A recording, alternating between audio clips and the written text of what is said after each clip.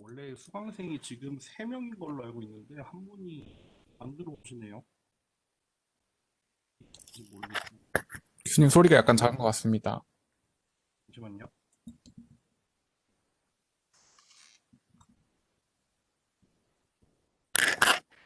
괜찮으세요? 들리세요? 네네, 잘 들립니다, 이제. 근데 뭐 카메라 안 켜도 돼요. 상관없어요.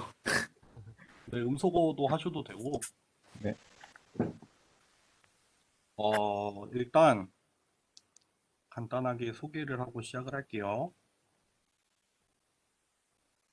우리 지금 어드밴스드 머신러닝이죠.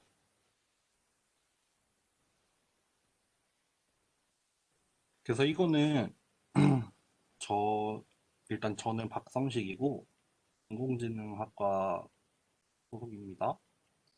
그리고 저랑 같이 이창환 교수님께서 이제 인공지능학과 겸임 하시는 교수님이신데, 그래서 제가 1주차부터 7주차까지 담당을 하고요. 이제 8주차부터 15주차까지는 이창환 교수님께서 담당을 하실 거예요. 그래서 저는 중간고사를 보고 끝나고, 이제 이창환 교수님께서는 기말고사까지 하고 마칠 겁니다.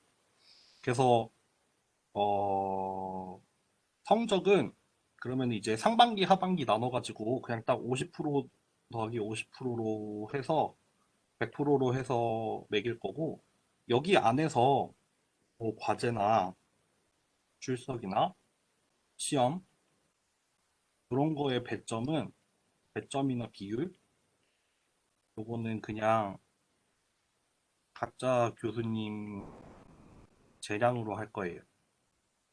그러니까 상반기 같은 경우에는 저는 과제를 30%, 중간고사를 70%로 할 거고, 이제 하반기에는 또 이창환 교수님께서 알려주시겠죠. 저는 출석 그냥 안 할 겁니다. 그렇고 어, 좀 주제 같은 경우에는 주제를 안 넣었네. 이제 하반기 같은 경우에는 이창환 교수님께서 리인포스먼트 러닝을 조금 해준다고 하시고, 저 같은 경우에는 그래서 그냥 머신러닝 하려고 하고 있고요. 주차별로 조금 계획을 해놓은 게 있는데 여기 안 넣었네. 잠시만요. 저 같은 경우에는 아직 좀 고민 중이긴 해요. 일정이라고 할게요. 그래서 오늘 같은 경우에는 이제 컨벡스 옵티미제이션이랑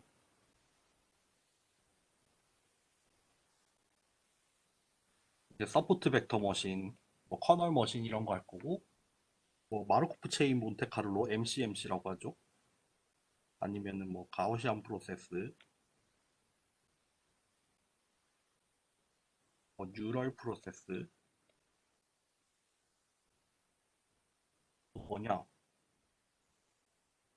토리그레시브 모델, 아니면은 여기에다가 뭐 그 오토 엔코더 같은 거랑 지금 레이턴트 베리어블 모델 이런 거를 좀 생각 중이에요. 환기. 네, 이런 걸로 그래서 총 7주인데 오늘 포함해서 7주잖아요. 그래서 오늘은 안타깝게도 수업을 빨리 끝낼 수 없고 오늘도 수업을 하긴 해야 되고, 그래서 오늘 준비한 건 일단 요 내용이고요. 그래서 요런 내용으로 6주 수업을 하고 이제 7주 차에는 수업 안 하고 수업 시간에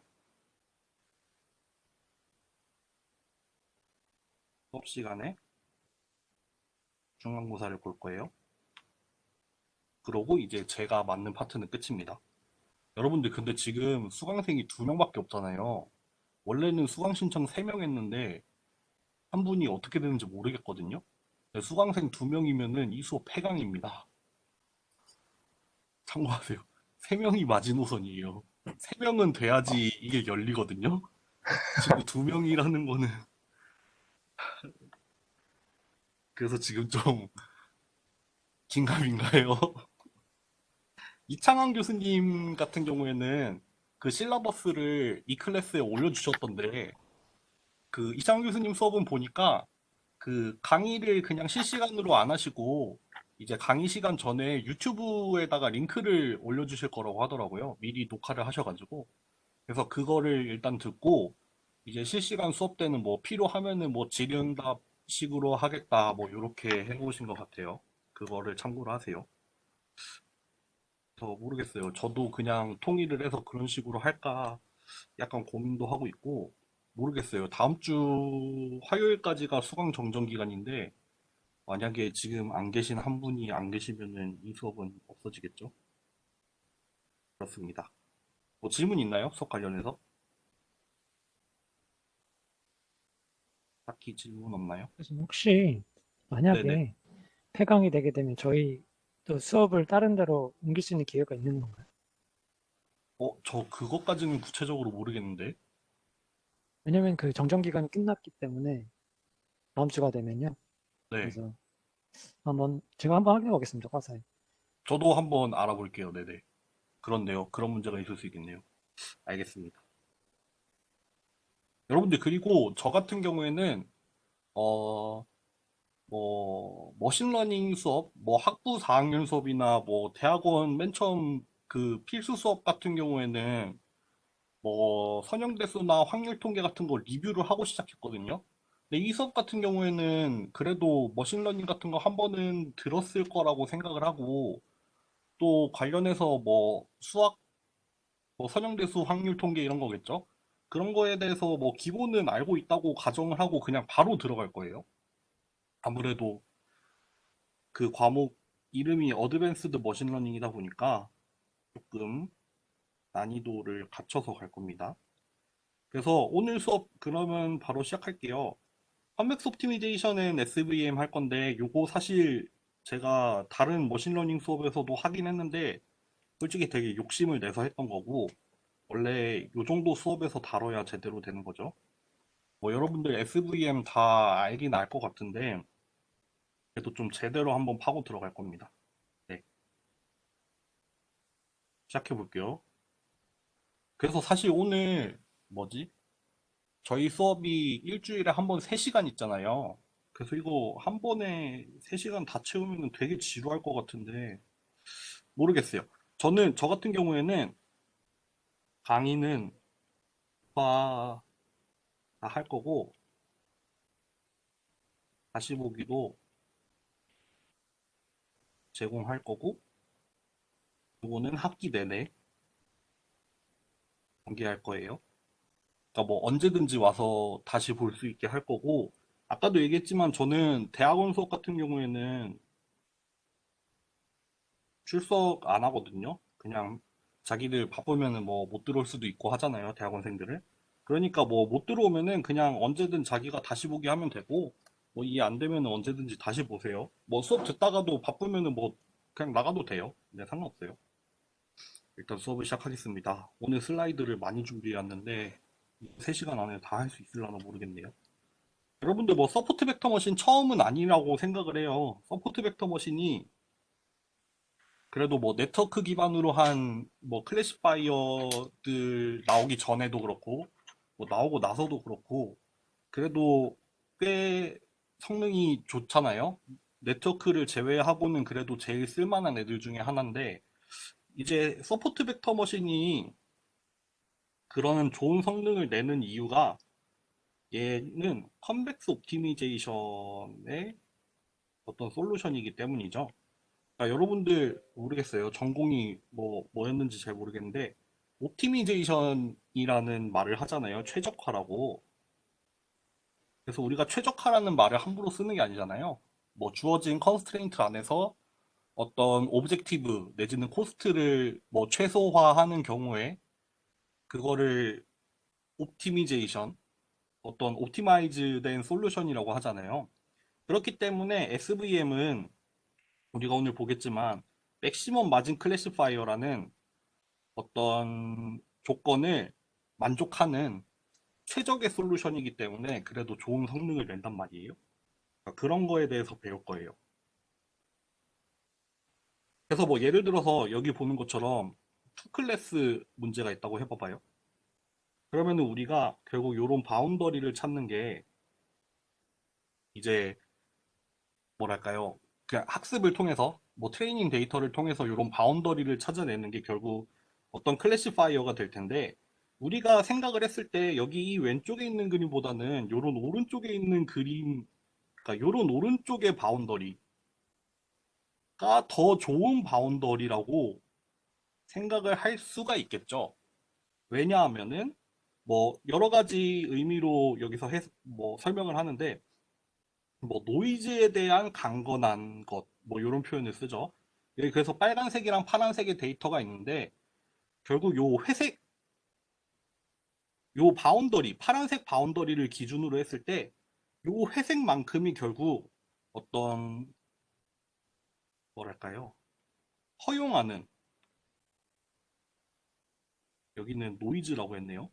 허용하는 노이즈가 되겠죠. 만약에 여기 왼쪽처럼 이렇게 빨간색이랑 파란색 데이터를 가를 건데 그거를 이렇게 살짝 떠버리면은, 그러니까 이렇게 되게 아슬아슬하게 바운더리를 찾아내게 되면은 그런 바운더리는 그런 센스에서는 좋은 바운더리가 아니죠. 왜냐하면은 데이터가 조금이라도 움직이게 되면은 바로 잘못 판별이 될 수 있으니까, 될 수 있으면은 똑같은 데이터에 대해서 이렇게 오른쪽에 있는 것처럼 이런 바운더리를 찾는 게 좋겠죠.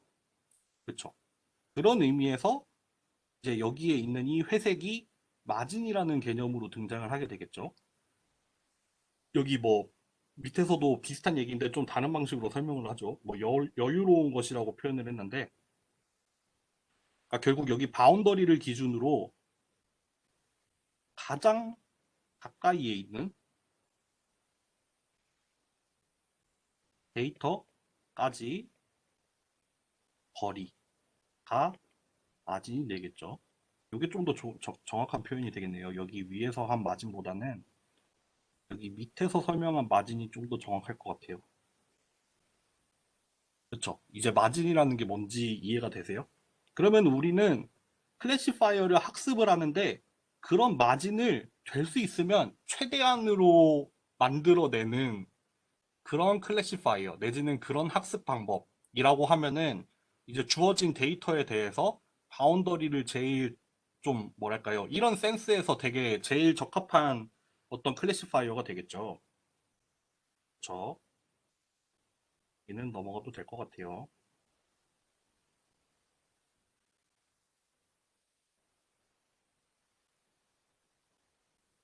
여기 한번 볼까요? 아, 이거 뒤에 가면 어차피 자세하게 나올 텐데. 그래서 이거 나중에 컴백스 옵티미제이션 할 때도 이거 나오죠. 하면은 이제 뭐 슬랙 베리어블 이런 거 등장하잖아요. 여러분들 이거 처음 들어봐요? 아니면 들어본 적 있어요? 얘기를 해도 좋고 채팅을 써도 되는데. 슬랙 베리어블은 처음 들어봅니다. 아, 그래요? 저도 처음 들었습니다. 컴백스 옵티미제이션 어디서 배워본 적 있어요? 그레디언트 디센트 때 나오는 개념 아닌가요? 뭐 라그랑지 멀티플라이어 이런 거 알아요? 이름만 들어봤습니다. 이름만 들어봤어요? 람다스 멀티플라이어요? 라그랑지 멀티플라이어. 아, 잘 모르겠습니다. 아, 그러면 하는 이유가 되겠구만. 네. 교수님 혹시 이 발표 자료는 따로 올라오는 것은 없나요? 아, 다 올립니다. 아, 지금 올려드릴까요, 일단? PPT 있으면 좋을 것 같긴 합니다. 지금 올릴게요. 이 클래스에다가 올릴게요. 잠깐만요. 학습 자료실에 1주차 강의 자료. 제가 이거 나중에 필기한 것도 올려드릴 거고, 될 수 있으면 그럼 수업 전에도 강의 자료를 올리고 시작을 할게요. 잠깐만.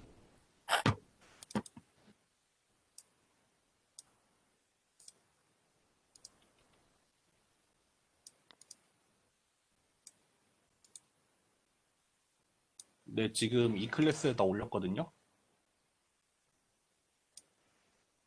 학습 자료실에 올렸어요.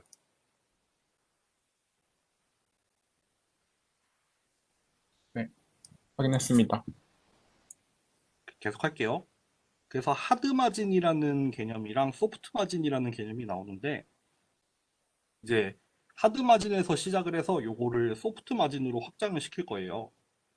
그래서 하드 마진 같은 경우에는 뭐냐면은 아까처럼 이렇게 딱 데이터들이 이렇게 딱 주어져 있을 때 내가 정한 이 딱 바운더리에 의해서 모든 샘플들, 모든 데이터들이 바운더리로 그러니까 바운더리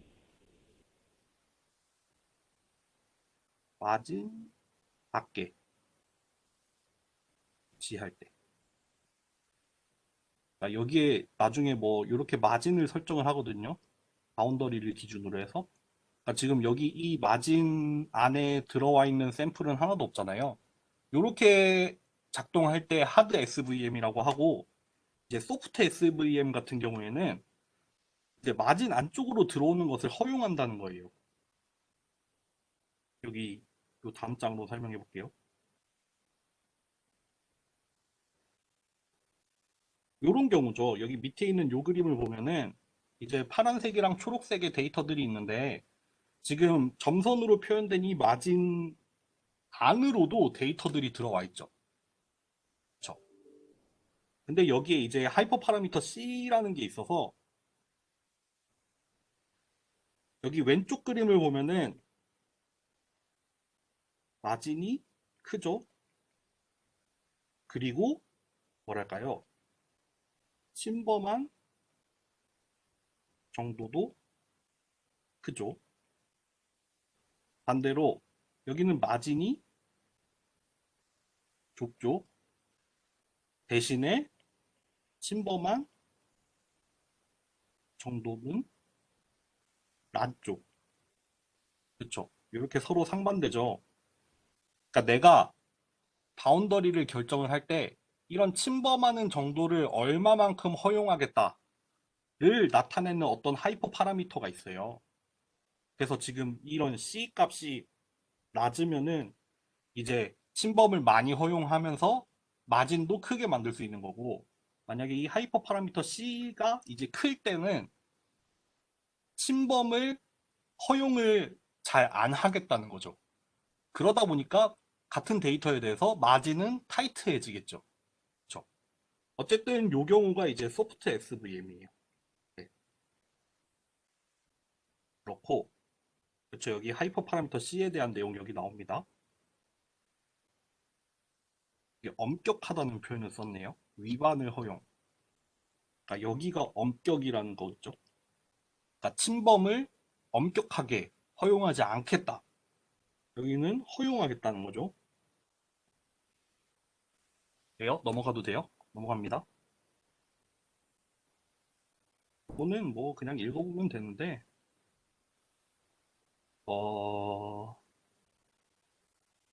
뭐가 좋을까? 뭐 실용적으로 많이 쓰인다는 거가 있고 그리고 뭐 커널 방법이라는 거 요거 뒤에서 나올 텐데 그렇죠?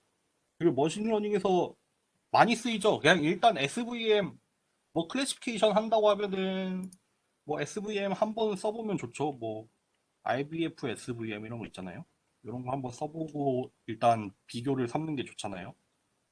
그거 해보고 이제 네트워크 써보고 해서 뭐가 더 잘 나오나 한번 보겠죠. 네, 그렇습니다.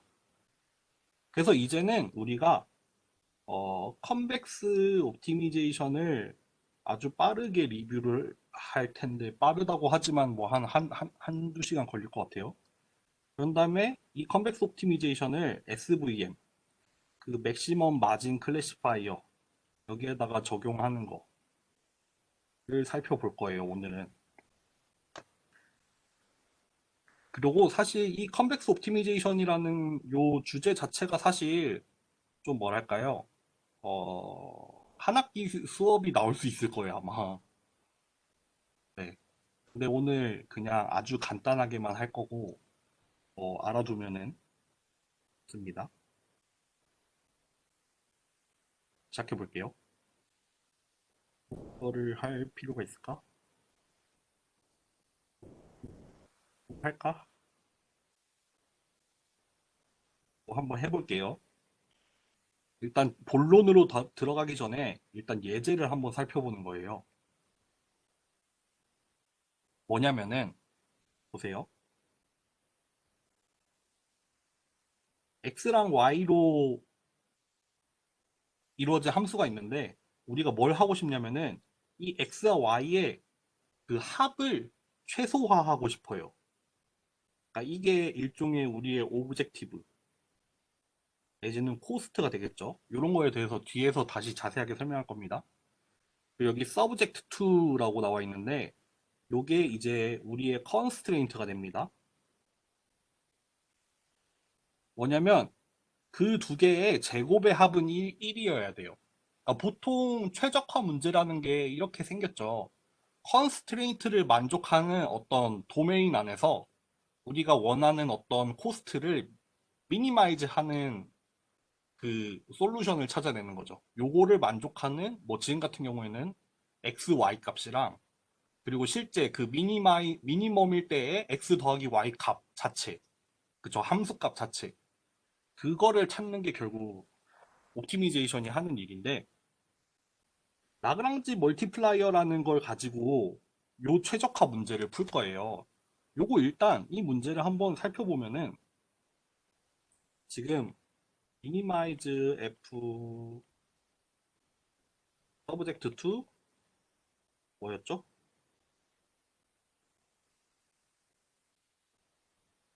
이렇게 쓸게요. 그러니까 얘를 만족하는 x, y들 중에서 얘를 미니마이즈 했으면 좋겠다 이거죠. 근데 뭐 우리가 예를 들어서 도메인 그러니까 컨스트레인트를 만족하는 요 x, y들을 모아보면은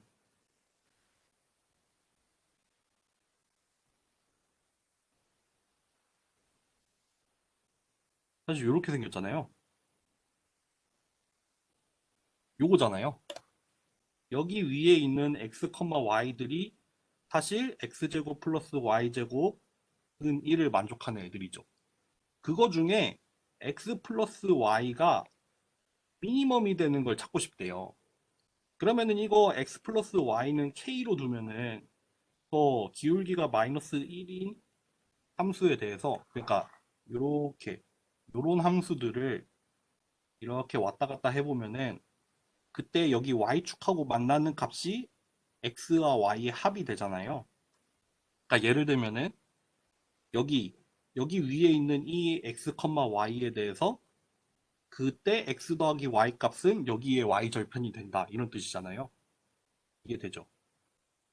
그러니까 결국 그러면은 우리는 이렇게 기울기가 마이너스 1인 이런 1차 함수를 여기 원 위에서 이렇게 왔다 갔다 해보면서 그때 이렇게 왔다 갔다 해보면서 y절편이 제일 작은 값일 때 그러니까 여기겠죠. 여기가 요게 되겠죠.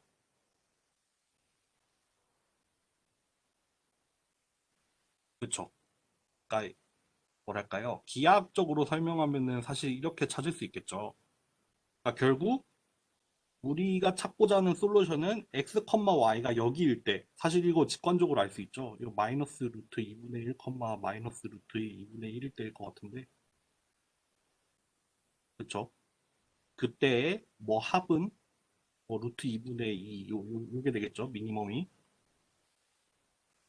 요렇게 찾으면 되는데 요거를 요렇게 찾는 게 아니라 이제 라그랑지 멀티플라이어라는 걸 이용해서 찾을 거예요. 그거를 한번 해볼게요.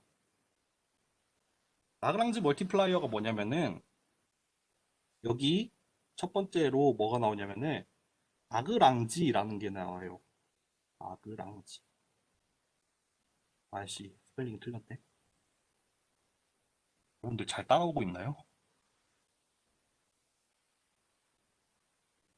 라그랑지 내지는 라그랑지 펑션. 요거는 원래 있던 x랑 y에다가 변수가 하나가 추가가 돼요. 얘를 뭐라고 하냐면은 라그랑지 멀티플라이어입니다. 뭐냐면 원래 오브젝티브 펑션 있죠. 여기 있던 거. 우리가 미니마이즈 하고 싶었던 원래 오브젝티브 펑션에다가 요 개수를 하나 곱해요. 얘가 뭐냐면 요 개수가 라그랑지 멀티플라이어예요. 뭐냐면 여기 컨스트레인트, 우리가 이렇게 원래 주어졌던 이 컨스트레인트를 요런 꼴로 바꿨죠. 이꼴 0이 되게 여기 gxy라는 함수로 만들어서 이꼴 0으로 만들었잖아요. 그럼 그렇게 만든 이 컨스트레인트가 되는 펑션에다가 라그랑지 멀티플라이어 람다를 곱해서 두 개를 더해요. 이렇게 해서 새로운 함수를 만들어요.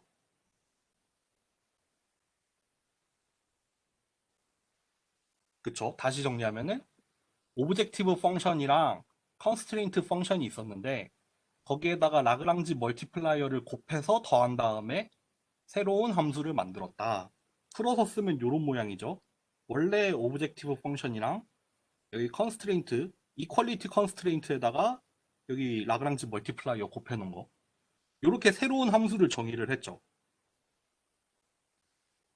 그러면은 이거 나중에 뒤에서 설명할 텐데 이걸 뭐라고 하면 좋을까?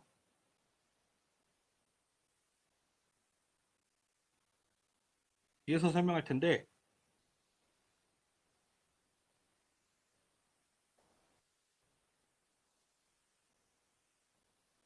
이렇게 새롭게 옵티미제이션 펑션을 정의할 수 있어요. 새롭게 정의된 라그랑지 펑션을 가지고 걔를 맥시마이즈 하는데 컨스트레인트가 뭐냐면은 라그랑지 멀티플라이어가 넌 네거티브하다는 거. 근데 얘의 솔루션이 뭐냐면은 원래 있던 이 문제 있죠. 이거를 프라이멀 프로브럼이라고 할게요. 이게 원래 문제의 솔루션이랑 같아요. 요거를 이제 뒤에 컨벡스 옵티미제이션에서 설명을 할 거예요. 아시겠어요? 이거 지우지 말걸. 결국 우리가 일단 여기까지 해서 라그랑지라는 걸 정의를 했잖아요. 그 다음에 라그랑지 펑션을 미분을 해서 얘가 0이 되는 조건을 찾아요. 왜냐하면은 얘가 맥시마이즈 되는 걸 찾을 거니까. 그쵸? 그러니까 여기 이꼴 0이 빠졌는데 요 라그랑지를 이제 x, y, 람다에 대해서 미분을 할 수 있죠. 그럼 각각을 미분을 하면 이렇게 나오는데 그게 0이 되는 조건을 살펴보면은 결국 이렇게 정리가 돼요. 그러니까 x랑 y랑 람다에 대해서 이거를 만족해야 돼요. 만족할 때 라그랑지의 그레디언트가 0이 되죠. 그 말인즉슨 지금 이거를 이렇게 정리된 조건을 풀어보면은 뭐가 나오냐면은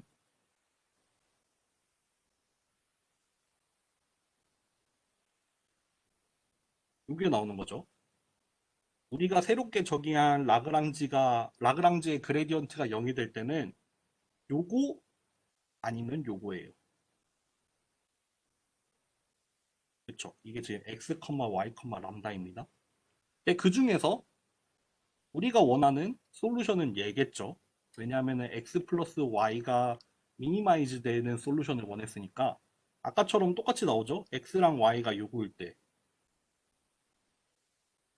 뭐 아니면 람다가 논 네거티브라는 조건을 가지고 얘를 찾아도 되겠죠.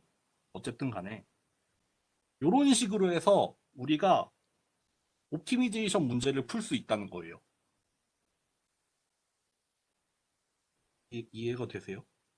이렇게 해서 우리가 일단 본론에 들어가기 전에 예제를 하나 풀었어요. 예제를 하나 푼 거예요. 이해되세요? 이 흐름을 잘 기억하세요. 오브젝티브 펑션이 있었고 이퀄리티 컨스트레인트가 있었을 때 여기 오브젝티브가 여기 있었고 이퀄리티 컨스트레인트가 있었을 때 라그랑지라는 걸 정의를 했죠. 그래서 그 라그랑지에 대해서 라그랑지가 맥시마이즈 되는 점을 찾기 위해서 미분을 해서 0이 되는 점을 찾아본 거예요. 그래서 미분을 해서 0이 되는 걸 찾아봤더니 얘 아니면 얘일 때 0인데 이거는 그냥 이제 우리가 해석을 해보면 되죠. 요거일 때 이제 우리가 원래 찾으려고 했던 그 프라이멀 프로그램의 해가 얘가 된다는 거. 이해되세요? 여기까지. 여기까지 하고 잠깐 쉬고 합시다. 뭐 질문하려면 질문하세요. 네, 저 람다가 그 컨스트레인으로 양수라고 하셨잖아요. 네, 맞아요. 그럼 해가 두 개 나왔는데 그 왼쪽에 있는 해는 그 제한에 의해서 안 되는 건가요? 그쵸, 맞아요. 그리고 사실 그 조금 재밌는 얘기를 해보자면은 아까 요거였는데 이거를 G를 요렇게 정의했잖아요. 근데 만약에 반대로 요렇게 정의를 할 수도 있잖아요. 그쵸? 그런 경우에는 무슨 일이 일어날까? 잘 한번 생각해 보세요. 아니. 아니면은 x 플러스 y를 미니마이즈 한다고 했는데 그게 아니라 x 플러스 y를 맥시마이즈 할 때는 무슨 일이 일어날까? 이런 거 한번 잘 생각해 보세요. 그러면은 아마 요게 이제 아까 얘기했듯이 요 원에서 지금 사실 여기 접할 때랑 여기 접할 때 두 개가 솔루션으로 나온 거거든요. 그러니까 지금 컨스트레인트나 아니면 오브젝티브의 부호에 따라서 그러니까 여기가 될 수도 있고 여기가 될 수가 있거든요. 그러니까 그거를 선택하는 게 아마 다르게 나타날 거예요.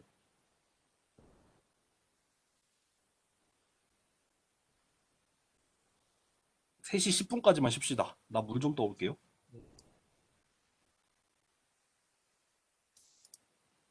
네, 알겠습니다.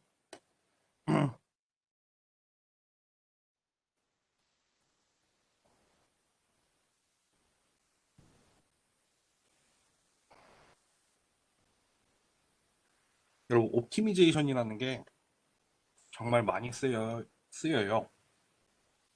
정말 엔지니어링에서 뭐 우리가 간단하게는 저번에 무슨 예를 들었더라? 뭐 서울부터 부산까지 가는 건데 뭐 시간을 최소화해라. 가 될 수도 있고 뭐 금액을 최소화해라. 이렇게 될 수도 있죠. 주어진 컨스트레인트가 뭐 대중교통만 이용해라. 아니면 뭐 이런 식으로. 이런 게 되게 이런 식으로 정의 내릴 수 있는 문제들이 정말 많을 거 아니에요. 지금은 그냥 별거 아닌 것 같은 예제를 들었지만 이게 뭐 모르겠어요. 제가 기계공학을 전공했지만 뭐 어떤 설계 문제가 될 수도 있어요. 뭐 어떤 코스트를 최소화하는 뭐 설계가 될 수도 있고 뭐 전자회로 같은 경우에도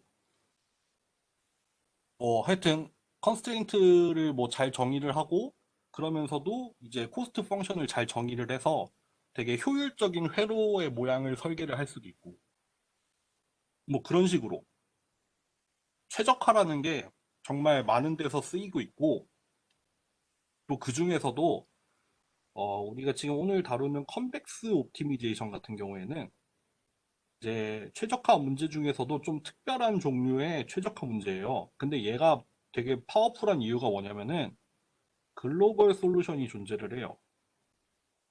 이 존재를 할 뿐더러 뭐 할 수도 있어요. 네. 최적화 문제라는 게 되게 사실 어렵겠죠, 풀기가. 되게 일반적으로 정의된 뭐 복잡한 모양의 컨스트레인트와 코스트에 대해서 그거를 풀라 하면은 사실 어렵겠죠. 그리고 로컬하게 찾을 수 있을 확률도 많겠죠. 근데 컨벡스 문제 같은 경우에는 그냥 글로벌한 솔루션을 그냥 바로 구할 수가 있어요. 그렇기 때문에 되게 파워풀하죠. 그리고 나중에 컨벡스에 대해서도 얘기를 하겠지만 뭐 되게 여러 가지 종류의 것들이 이제 컨벡스 펑션으로 그러니까 컨벡스 펑션이 되게 여러 가지 함수가 속하거든요. 그래서 하여튼 어떤 컨스트레인트와 오브젝티브를 컨벡스한 형태로 만들 수만 있으면은 그거를 바로 글로벌 솔루션으로 구할 수 있다는 게 좀 이제 그 의의가 됩니다. 네. 요거는 뭐 소프트 벡터 머신이랑 관련이 있는 게 아니라 좀 그냥 일반적으로 하는 얘기예요. 그래서 보통 옵티미제이션 문제라고 하면은 일단 컨벡스고 아니고 간에 스탠다드 폼을 이렇게 쓸 수가 있어요. 우리 아까 이미 한번 봤죠. 이렇게 코스트 내지는 오브젝티브가 존재하죠. 어떤 미니마이즈 하고 싶은 대상이 있는데 아까 같은 경우에도 x 플러스 y를 미니마이즈 하라고 했죠. 근데 이게 사실 컨스트레인트가 없으면은 이거는 그냥 뭐 마이너스 인피니티잖아요. 아무 의미 없는 그런 문제잖아요. 그러니까 항상 컨스트레인트가 딸려옵니다. 구속 조건이라고 하죠. 컨스트레인트가 딸려오는데 보통 이렇게 두 가지 종류로 써요. 하나는 이니퀄리티, 하나는 이퀄리티. 근데 이니퀄리티도 부호를 이렇게 만들어줘요, 보통. 이거는 그냥 마이너스만 붙이면 되죠. 그러니까 항상 0보다 작거나 같다로 만들 수 있겠죠. 뭐 왼쪽에 있는 컨스턴트 같은 거 다 넘기면 되죠. 이퀄리티 같은 경우에도 그냥 우변에 있는 거 다 넘겨서 아까도 이렇게 했잖아요. x제곱 더하기 y제곱은 1이라는 거 일로 넘겨가지고 마이너스 1은 0이라고 이렇게 이퀄 0 형태로 바꿨잖아요. 그런 식으로 해서 이렇게 이퀄리티 컨스트레인트를 만들 수가 있겠죠. 그래서 뭐 이니퀄리티도 그렇고 이퀄리티도 그렇고 뭐 복수계가 존재를 할 수도 있고 뭐 이니퀄리티는 없을 수도 있고 아니면은 뭐 이퀄리티가 없을 수도 있고 그냥 뭐 자기 마음이죠. 그냥 제일 일반적인 형태일 때 이런 거라는 겁니다. 근데 컨벡스 문제는 뭐냐면은 여러분들 빨리 합시다. 시간이 없을 것 같아요. 컨벡스 셋부터 할게요. 컨벡스 셋 S는 어떻게 정의가 되냐면은 만약에 이 셋에 속하는 두 개가 있을 때 그러니까 두 개의 뭐 점이 있다고 해봅시다. 그거에 대해서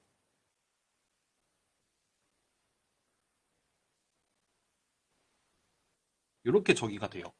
요거를 그림으로 그려볼게요. 요런 셋이 있다고 해봅시다. 어떤 뭐 2차원의 점들의 집합, 여기 안에 속하는 점들의 집합이라고 해봐봐요. 그러면은 우리가 이 집합 안에서 임의의 두 개의 점 x랑 y를 뽑아봐요. 그러면은 이 두 개를 잇는 이 직선, 여기 이 직선이 뭐냐면은 람다 x 더하기 1 마이너스 람다 y로 표현이 되죠. 그쵸? 근데 이 점이 다시 이 집합 안에 속하죠. 이런 경우에 이 집합을 컨벡스 셋이라고 합니다. 그래서 컨벡스 셋 이게 볼록이라고 되죠. 볼록 집합이라고 하는지 모르겠지만 어떤 집합들이 컨벡스 셋이냐면은 요런 모양의 집합은 컨벡스가 아니에요. 왜냐면 요런 데서 두 점을 찍었을 때 여기 위에 점들이 다 속하지만 반대로 여기랑 이렇게 점이 찍혀봐요. 그러면 이런 부분은 그 집합 안에 다시 속하지 않잖아요. 이런 게 존재하면은 컨벡스 하지 못하다는 거예요. 그러다 보니까 컨벡스 셋 같은 경우에는 항상 이렇게 뭐 다각형처럼 이렇게 항상 볼록한 모양이 돼야 됩니다. 이렇게 막 이렇게 움푹하게 들어가 있는 그런 모양이 있으면 안 돼요. 이거 좀 딜레이가 있네요. 이런 식으로 움푹한 부분이 있으면 안 되고 항상 볼록한 모양을 유지를 해야 됩니다. 그렇기 때문에 왠지 좀 내가 이거 제대로 설명은 할 수 없지만 약간 느낌이 오죠. 뭔가 컨벡스한 경우에는 글로벌한 솔루션이 왜 존재를 하겠어요? 항상 이렇게 볼록한 모양이니까. 그 옵티멀한 해가 존재를 해요. 막 이렇게 들어간 부분이 있고 이런 부분이 없다 보니까 존재를 하게 되는 거겠죠. 그냥 약간 직관적으로만 생각을 해봅시다. 그래서 컨벡스 펑션 같은 경우에는 어떻게 정의가 되냐면은 만약에 이런 함수가 있다고 해봅시다. 그럼 여기 뭐 x랑 y를 집어볼까요? 그럼 이렇게 이었을 때 여기 위에 있는 점들은 뭐예요? 람다 fx 더하기 1 마이너스 람다 fy죠. 그쵸? 함수값, 함수값들을 직선으로 이은 거죠. 그러니까 요 부분은 요 부분입니다. 반대로 여기 있는 부분은 f 람다 x 더하기 1 마이너스 람다 y죠. 그쵸? 그러니까 예를 들어서 여기가 람다 x 더하기 1 마이너스 람다 y가 됐을 때 여기 요거의 함수값은 얘가 되죠. 그리고 그때 요 빨간색은 요 fx와 fy를 직선으로 이었을 때 여기에 함수값이죠. 여기에 함수값. 그리고 요거 사이에 요런 관계가 성립될 때 이해되시죠? 그러니까 여기를 직선으로 이었을 때랑 요렇게 함수를 봤을 때 요 함수가 더 밑에 있을 때, 직선으로 이었을 때마다 더 밑에 있을 때 그럴 때가 컨벡스 펑션이 돼요. 어떤 함수가 컨벡스 펑션이겠어요? 요런 거. 아, 딜레이가 좀 있네. 요런 애들이 컨벡스 펑션이죠. 이거 임의의 두 점을 어떻게 잡아도 항상 여기가 밑에 내려가 있잖아요. 그쵸? 그런 애들이 컨벡스 펑션입니다. 이해되세요? 넘어갈게요. 그래서 이번에는 옵티미제이션 문제 중에서도 컨벡스 옵티미제이션이 뭐냐면은 똑같은데 이 오브젝티브 펑션이 뭐냐면 오브젝티브가 컨벡스여야 돼요. 그리고 컨스트레인트가 이니퀄리티 같은 경우에는 이니퀄리티 펑션들도 컨벡스여야 되고 요 이퀄리티 같은 경우에는 어파인이라고 했어요. 뭐 어떻게 보면은 리니어한 거죠. 이렇게 A 트랜스포즈 X는 B 형태로 표현이 될 수 있어야 돼요. 요거를 만족하는 경우에만 얘를 컨벡스 옵티미제이션 문제라고 부르는 거예요. 그리고 뭐다? 서포트 벡터 머신이 컨벡스 옵티미제이션 문제에 속해요. 이거 나중에 그 오브젝티브 펑션이랑 그 컨스트레인트를 어떻게 만들어내는지를 또 나중에 살펴볼 거예요. 어쨌든 여기까지 되면은 컨벡스 옵티미제이션 문제 뭔지 알겠죠? 요게 사실 중요하긴 한데 피지블 셋이라고 하면은 뭐라고 하면 좋을까? 그러니까 컨스트레인트를 만족하는 거라고 하겠. 컨스트레인트를 만족하는 집합이겠죠? 아, 후보가 되는 그 값의 후보가 되는 애들. 그러니까 우리가 컨스트레인트를 만족하는 그 영역 안에서 오브젝티브를 미니마이즈 하는 걸 찾잖아요. 그러니까 그 feasible set이라는 거는 컨스트레인트를 만족하는 전체 집합이에요. 근데 이 feasible set이 컨벡스 옵티미제이션 문제에서는 그 컨벡스 set이라는 거죠. 그러니까 feasible set이 컨벡스 set으로 나옵니다. 넘어갈게요. 그러니까 아까 얘기했던 그 직관이랑 연결이 되지만 feasible set이 컨벡스 set이고 오브젝티브도 컨벡스 펑션이다 보니까 글로벌한 솔루션이 존재를 하는 거를 뭐 보여주겠죠. 우리가 증명을 하진 않습니다. 그냥 대충 그 정도만 받아들이면 될 것 같아요. 요거 넘어갈게요.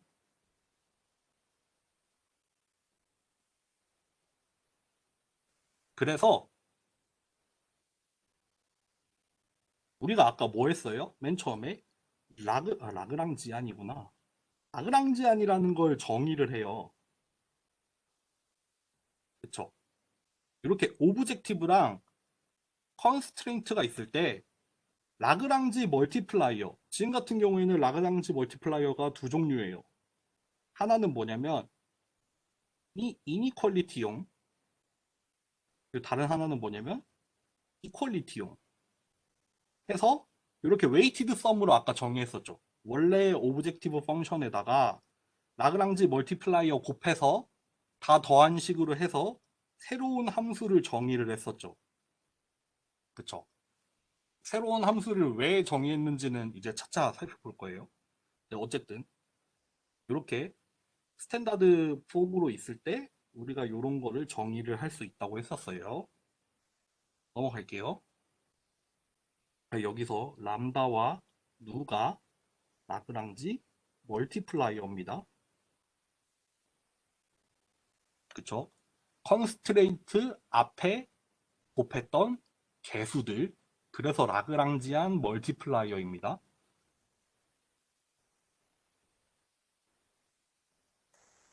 그러면은 우리가 이렇게 정의를 한 라그랑지안에 대해서, 그러니까 인피멈은 미니멈이라고 생각을 하세요. 이렇게 피지블 셋에 대해서 이 라그랑지안의 미니멈을 취한 거를 이렇게 라그랑지안 듀얼 펑션이라고 할게요. 그쵸? 그러면 우리가 이거를 x에 대해서 미니멈을 취했잖아요. 그러니까 이 주어진 람다와 누가 있을 때 전체 이 피지블 셋에 존재하는 x 전체를 조사를 해서 그거의 미니멈 값을 취하다 보니까 여기 이 결과에는 x가 날아가 버렸죠. 그쵸? x에 대해서는 미니멈을 취했으니까요. 그리고 그 x에 대해서 미니멈을 취한 이 결과는 람다와 누에 대한 함수죠. 그거를 라그랑지 듀얼 펑션이라고 한다고 해요. 점점 어려워지죠. 라그랑지 듀얼까지 왔어요. 그러면은 아까 조금 잘못 설명을 했네. 라그랑지 듀얼 프로블럼이라는 걸 정의를 합니다. 뭐냐면 라그랑지 듀얼 펑션을 맥시마이즈 하는데 컨스트레인트로는 뭐다?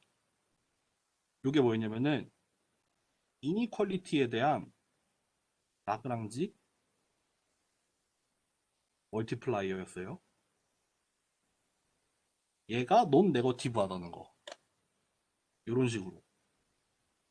다시 한번 정리를 해드릴게요. 어렵죠.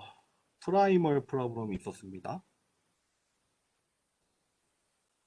미니마이즈 F0 subject to FI GI였나? 였나네. FIHI FI는 0보다 작거나 같고 GI는 0이 되는 프라이멀 프로블럼이 있었는데 라그랑지안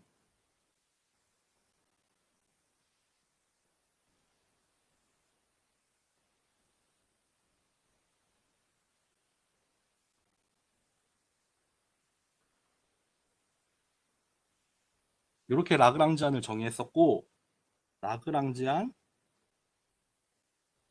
듀오를 정의를 했었죠. G 람다 누는 미니멈 피지블 셋에 대해서 라그랑지안에 대해서 미니멈을 취한 거. 그거에 대해서 듀얼 프로블럼을 정의를 해요.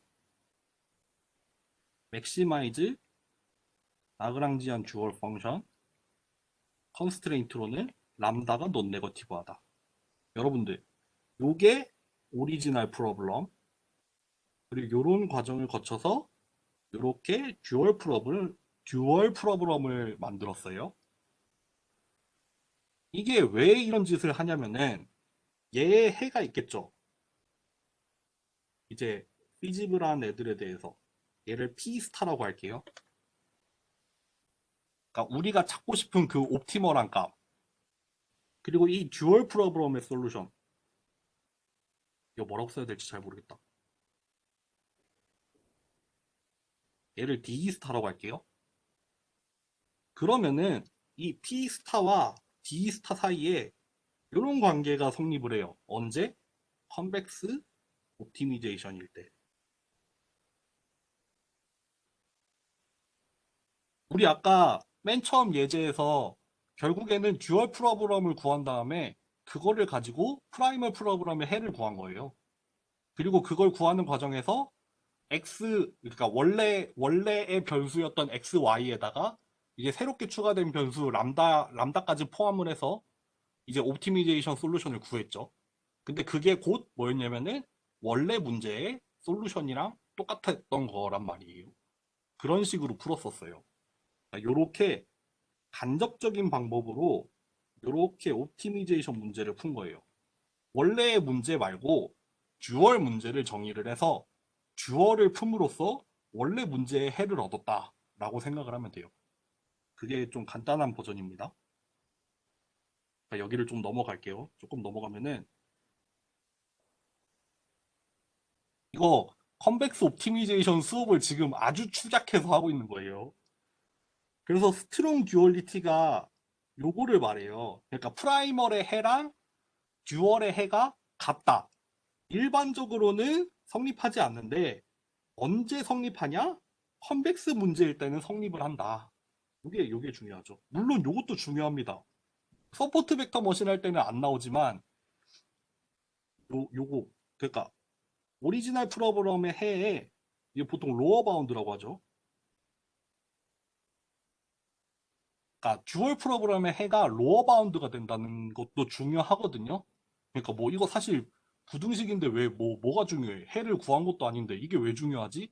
라고 생각을 할 수도 있지만 우리가 P스타를 직접 구할 수 없는 경우에 뭔지는 몰라도 얘의 로어 바운드를 구하는 일이 또 중요할 수도 있어요. 의미가 있을 수도 있거든요. 그런 식으로도 쓰이기는 해요. 근데 사실 저도 써본 적은 없어요. 그치만 이게 보통 논트리비얼한 로어 바운드라고 표현을 하겠죠. 그러니까 예를 들어서 이게 마이너스 인피니티야. 이거보단 클 거야. 이런 건 트리비얼하죠. 이건 당연히 맞는 소리잖아요. 그런 게 아니라 제법 그래도 꽤 쓸만한 어떤 로어 바운드 값을 줄 수 있다는 거. 그게 위크 듀얼리티고요. 근데 뭐 우리는 다루진 않을 거예요. 그냥 듣고 넘어가세요. 아 여기 나오네. 논 트리비얼 로어 바운드. for difficult problem이라고 했고 스트롱 듀얼리티는 언제 홀드된다? 컨벡스일 때 홀드가 된다. 이렇게 아시면 되겠습니다. 여기까지 좀 이해가 돼요? 어렵죠? 쉽지는 않죠. 이 부분도 넘어갈게요. 이 부분 그냥 듣고만 넘어가세요. 그 아까처럼 그러니까 P 스타와 D 스타에 대해서 이런 이니퀄리티가 왜 존재를 하게 되고 그리고 컨벡스한 경우에는 어떻게 요 이퀄리티가 성립이 될 수 있는지를 좀 기하학적으로 설명을 해보는 그런 슬라이드들이거든요. 대충 보면 알겠죠. 요런 게 아마 feasible set을 좀 표현을 하는 거고 요렇게 아까처럼 그 1차 함수꼴로 만들어가지고 뭐 하는 거거든요. 그래서 뭐 람다에 대해서 그 논네거티브한 그 컨스트레인트를 가지고 와가지고 뭐 하는 건데 그거는 뭐 궁금하면 보면 됩니다. 여기에 대해서까지 설명은 안 할게요.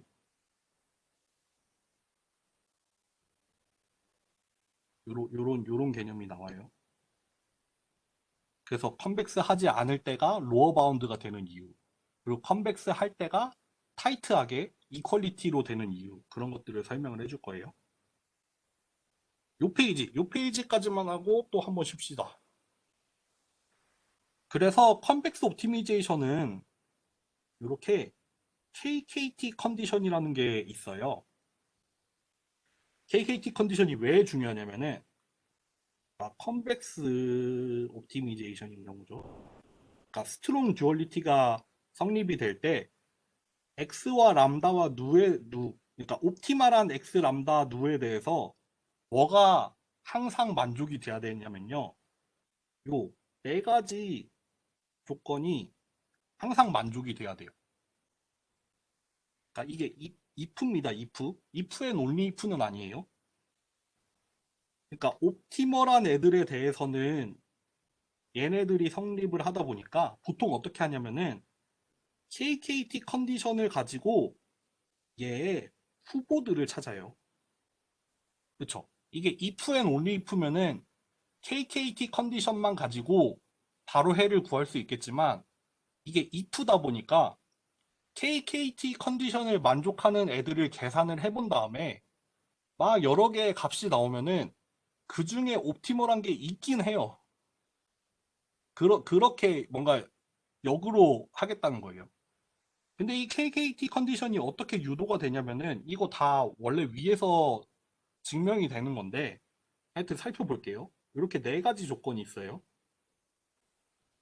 첫 번째, 원래 문제의 컨스트레인트 당연히 만족을 해야 되죠.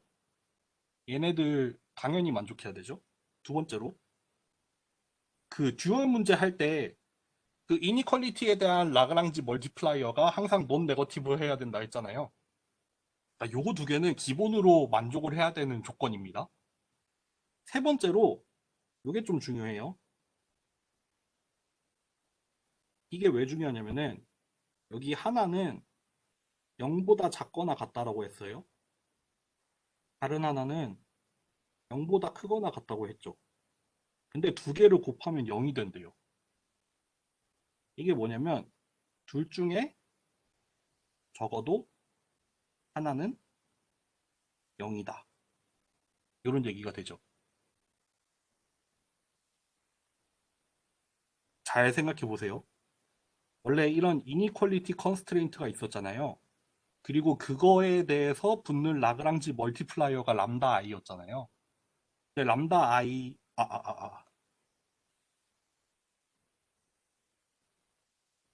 근데 요거는 0보다 크거나 같아야 되죠.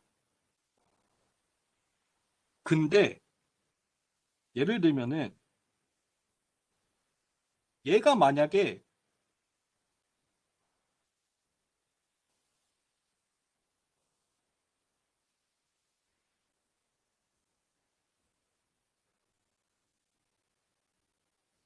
람다 i가 0보다 작으면은 fi는 0이 돼야 되죠. 반대로 fi가 0보다 작으면은 람다 i는 0이 돼야 된다는 얘기예요. 그쵸? 이래야 둘 중에 하나는 0이어야 람다 i fi가 0이 되죠. 이 경우에도 람다 i fi가 0이 되죠. 그러니까 둘 다 0에 대한 아이고 잘못 썼다. 0에 대한 이니퀄리티로 표현이 되지만 두 개의 곱은 항상 0이어야 된다는 게 이렇게 된다는 거예요. 만약에 하나가 등호 없이 이렇게 부등호로만 되면은 다른 하나가 0이 돼줘야 되고 마찬가지로 얘가 0이 빠지면은 얘가 0이 돼줘야 된다는 거. 그러니까 컴플멘터리라는 게 이게 뭔가 약간 상호 보완적인 뭐 이런 거잖아요. 그리고 슬랙리스라고 했는데 이게 뭔가 영스러운 뭐 이런 뜻이잖아요. 그러니까 컴플멘터리 슬랙리스라고 이 3번을 표현을 했잖아요. 저 여기 보시면은 컴플멘터리 슬랙리스 이게 잘 생각하세요. 이니퀄리티 컨스트레인트가 있는데 하나가 그러니까 이니퀄리티 컨스트레인트가 0이 되면 람다는 자유로워져요. 반대로 람다가 0이 되면 fi가 자유로워져요. 아시겠죠? 요게 나중에 되게 중요한 역할을 합니다. 이게 서포트 벡터라는 개념이 있잖아요. 이게 서포트 벡터를 결정짓는 그게 돼요. 여러분들 서포트 벡터 머신 배우긴 배웠을 테니까 아시겠지만 서포트 벡터 머신 같은 경우에는 그 디시전 바운더리를 그 전체 트레이닝 데이터셋 중에서 일부 샘플들이 그 디시전 바운더리를 정하잖아요. 기억나요? 그리고 그런 애들을 서포트 벡터라고 부른단 말이에요. 그게 뭐 커널을 통해서 그렇게 뭐 그 리얼라이제이션이 되잖아요. 그게 여기에 달려 있어요. 이 람다로 표현이 돼요. 컨벡스 옵티미제이션을 풀면서 이제 그 라그랑지 멀티플라이어가 0보다 크냐, 0이냐에 따라서 이 트레이닝 데이터 중에 이 샘플이 서포트 벡터가 되냐, 아니냐가 얘에 의해 결정이 돼요. 요거 기억해 두세요. 요거 중요합니다. 여기까지 하고 또 쉽시다. 45분까지만 쉽시다. 질문해도 됩니다. 아이고 힘들다. 그 나머지 한 명 수강생 전화해봤는데 수업 안 듣는 거 아니고 오늘 까먹어서 안 왔대요. 이제 그러면은 컴백스를 SVM에다가 적용을 하는 뭐 그런 얘기입니다. 이제 1시간 했나요? 1시간 15분? 언제 끝날라나?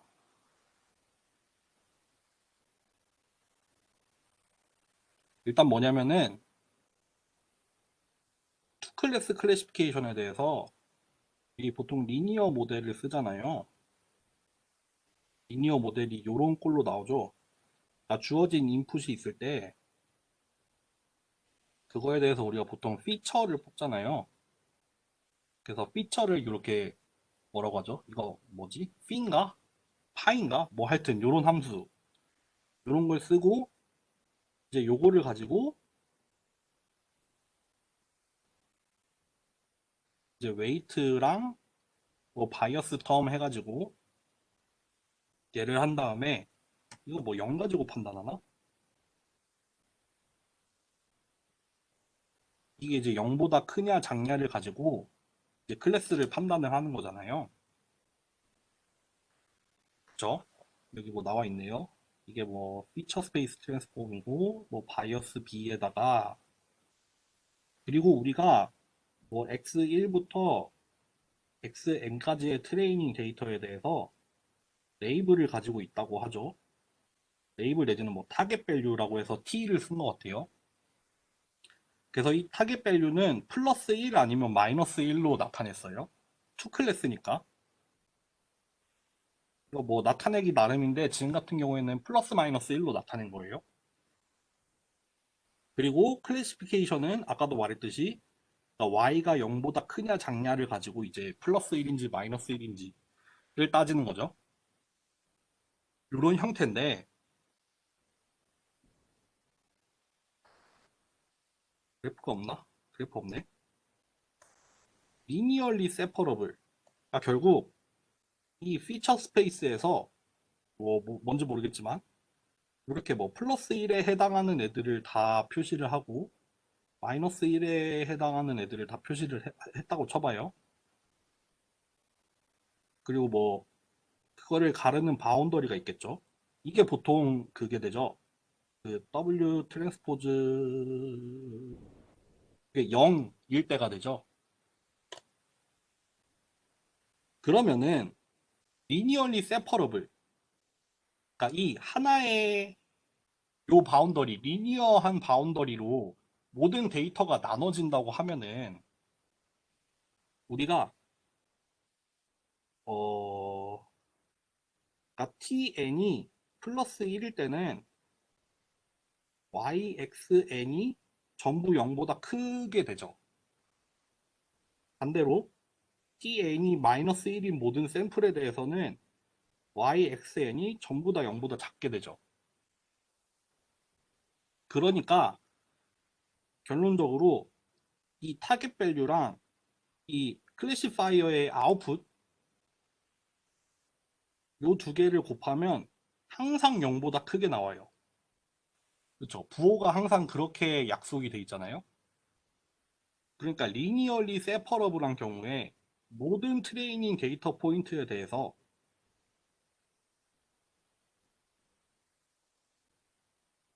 이게 항상 성립을 하죠. 그러니까 결국 이게 뭘로 되냐면은 이니퀄리티 컨스트레인트로 가겠죠.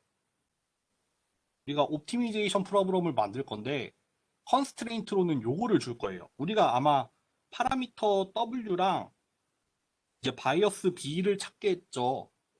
옵티미제이션 문제를 통해서. 근데 아직 오브젝티브는 뭐가 될지 모르겠는데 컨스트레인트는 요거겠죠. W랑 B에 대해서 항상 요거를 만족하는 어떤 W랑 B를 찾아야 되겠죠. 그렇죠? 일단 요걸 통해서 지금 컨스트레인트가 나온 겁니다. 그리고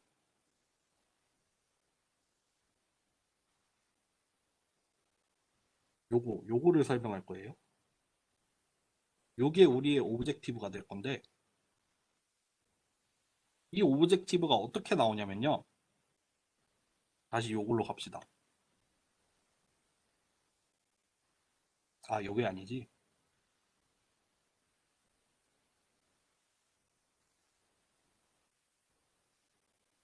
우리가 어, 그냥 그림 하나 추가할게요.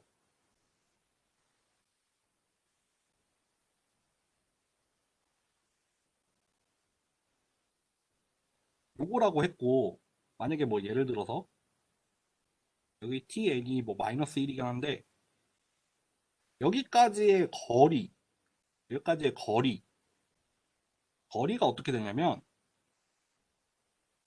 잠깐만 w 놈으로 나누죠. 그쵸 w 놈으로 나눠야 되죠.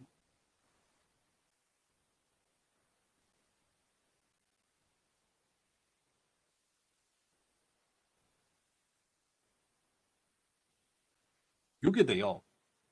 그러니까 요 함수 값을 w의 놈으로 나눈 거. 에다가 거리는 항상 양수잖아요. 그러니까 여기 앞에다가 tn을 곱해요.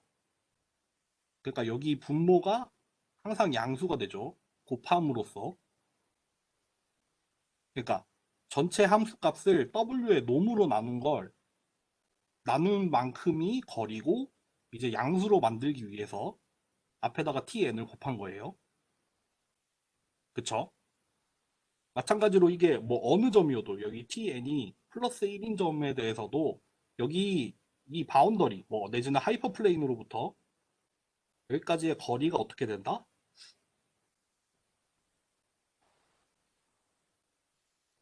아이고, 요렇게 나온다는 겁니다. 요거는 리니어 클래시피케이션에서 나오죠. 근데 여기 나오죠. 그러니까 디스턴스 오브 x 포인트 xn 임의의 포인트 xn에 대해서 디시전 서피스 그러니까 바운더리까지의 거리는 요렇게 나옵니다. 요렇게 나오는데 요거를 잘 보세요. 이 요거를 이게 여기 안으로 들어가 있다고 생각해 봐요. 그러면은 요게 그러니까 xn까지의 거리인데 여기 앞에 미니멈이 붙어 있죠. 그러니까 이게 뭐예요? 여기까지가 뭐냐면은 바운더리에 가장 가까운 샘플까지의 거리가 되죠. 이해되세요? 그러니까 n이 1부터 라지 n까지 전체 라지 n개의 샘플 중에서 제일 작은 값이잖아요. 제일 작은 값이니까 거리 그 바운더리로부터 이제 거리를 다 찾아본 다음에 그 중에 제일 가까이에 있는 애의 거리란 말이에요. 그거를 맥시마이즈 한대요. 그거를 맥시마이즈 하는 파라미터를 찾는데요. 이해되세요? 그러니까 이게 결국 뭐예요?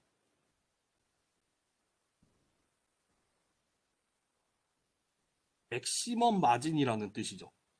그러니까 우리가 리니어 클래시파이어의 파라미터 W랑 B를 찾을 건데 그 마진 아까 맨 처음에 그 얘기 했었잖아요. 막 요렇게 샘플들이 요렇게 있을 때 우리가 뭐 바운더리를 이렇게 찾을 수도 있고 뭐 이렇게 찾을 수도 있고 이렇게 찾을 수도 있다 했잖아요. 그 중에 마진 그 가장 가까운 데이터까지의 거리를 제일 높이면 높일수록 좋다고 했었잖아요. 아, 그 그림으로 다시 갑시다. 아,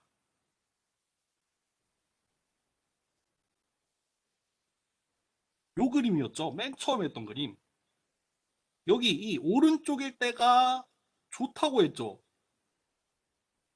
요 가장 가까운 샘플까지의 거리가 여기 이 왼쪽에 비해서 왼쪽은 이 가장 가까운 샘플 얘죠. 얘까지의 거리가 되게 작죠. 얘는 크죠. 우리가 지금 만들어낸 오브젝티브 펑션이 뭐를 찾아라? 이렇게 밑에 줄처럼 이렇게 빨간색이랑 파란색 데이터가 있을 때 이렇게 오른쪽 같은 바운더리를 찾아달라 이거예요. 그거를 오브젝티브 펑션으로 쓴 거죠. 수학적으로 쓴 거죠.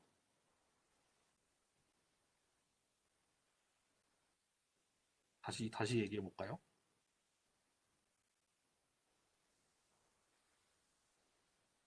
다시 한번 얘기해 볼게요. 막 이렇게 있어요. 얘를 뭐 1번, 2번, 3번, 4번, 5번, 6번, 7번, 8번 샘플이라고 합시다. 그러면은 우리가 바운더리를 그러니까 W랑 B가 주어지면은 이렇게 바운더리를 찾을 수 있잖아요. 그러면은 예를 들면은 뭐 여기까지의 거리라던가 여기까지의 거리 뭐 예를 들어서 여기까지의 거리는 W의 놈을 뭐 T5를 W 트랜스포즈 X5 더하기 B가 되겠죠. 뭐 여기 3번까지의 거리는 어떻게 돼요? 또 뭐 쓸 수 있겠죠? T3까지죠?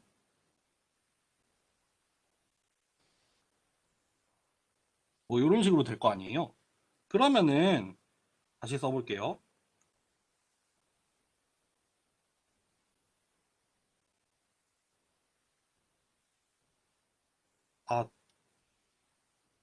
아, 집중력이 흐려진다. 요게 n이 1, 2, 3부터 해서 8까지 있죠. 지금 8개의 샘플 중에. 그러면은 이게 뭐예요? 그러니까 n번째 샘플까지 거리인데 그 중에서 n을 1부터 8까지 대입을 해보면서 그 중에 제일 작은 값을 찾아라. 모르겠어요. 5번이 될 수도 있고 3번이 될 수도 있겠죠. 근데 그거를 최대를 만들어라. 그러니까 W가 이렇게 막 달라질 수가 있죠. 이렇게 달라질 수가 있죠. 그 중에서 W랑 B를 바꿔가면서 그때그때 제일 가까운 거리를 찾아봤을 때 그거를 최대로 할 수 있는 W랑 B를 찾아라. 이 얘기죠. 그러니까 요게 이해가 되세요? 요게 이해가 되셔야 됩니다. 그러니까 여기서 결국 뭘 했냐면은 오브젝티브를 정의를 한 거죠. 그러니까 우리 아까 이 쉬는 시간 전까지는 우리가 컨벡스 옵티미제이션 프로블럼 4를 만들어 놨죠. 그리고 이제 여기서는 뭘 하고 있어요? 맥시멈 마진 클래시파이어라는 우리가 직관적으로 내지는 뭐 물리적으로 이해를 했을 때 좀 타당해요. 클래시파이어를 그렇게 설계를 하면 될 것 같아요. 근데 그거를 최적화 문제로 바꾸는 거예요. 최적화 문제로 바꾸는데 이제 오브젝티브 펑션도 만들고 이제 컨스트레인트도 만들어서 이제 그러면은 정리를 하면 이렇게 되겠죠. 뭐예요? 지금 같은 경우에는 맥시마이즈로 돼 있죠. 물론 이건 나중에 다 바꿀 겁니다.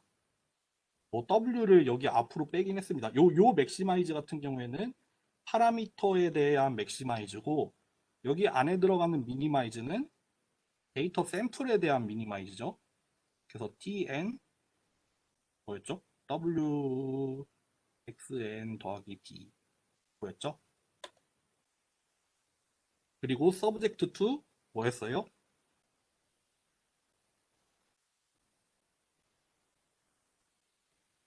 이렇게 나왔었죠. 이게 뭐예요? 마진을 최대화 해주세요. 이게 뭐예요?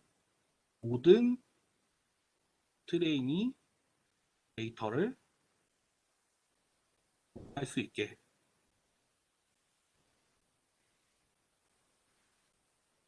죠? 그쵸? 여기까지 이해되셨어요?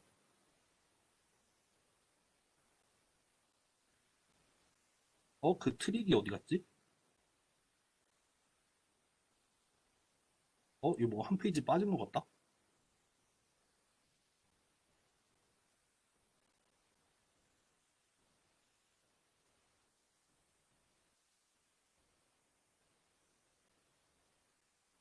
여기 있다. 여기 왜 중복이 돼 있지?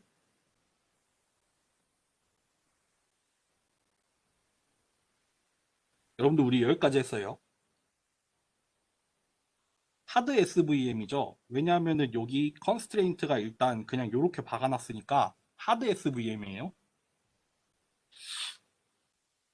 근데 이거를 동일하게 이렇게 바꿀 수가 있어요. 요거는 약간 트릭을 써요. 나 이거 잘 기억이 날란가 모르겠네.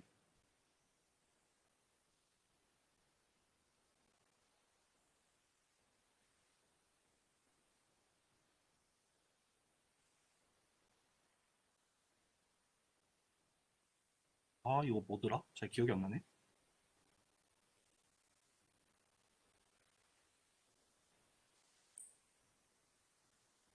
원래 제일 가까운 샘플까지의 거리가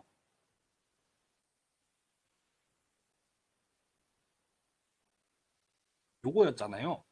근데 이거를 그냥 1로 치환을 하는 거예요.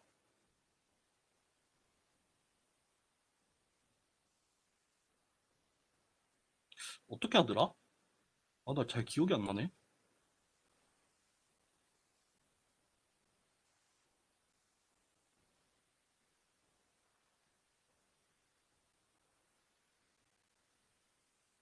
그래서 원래 여기 그 뭐야 컨스트레인트도 원래 tn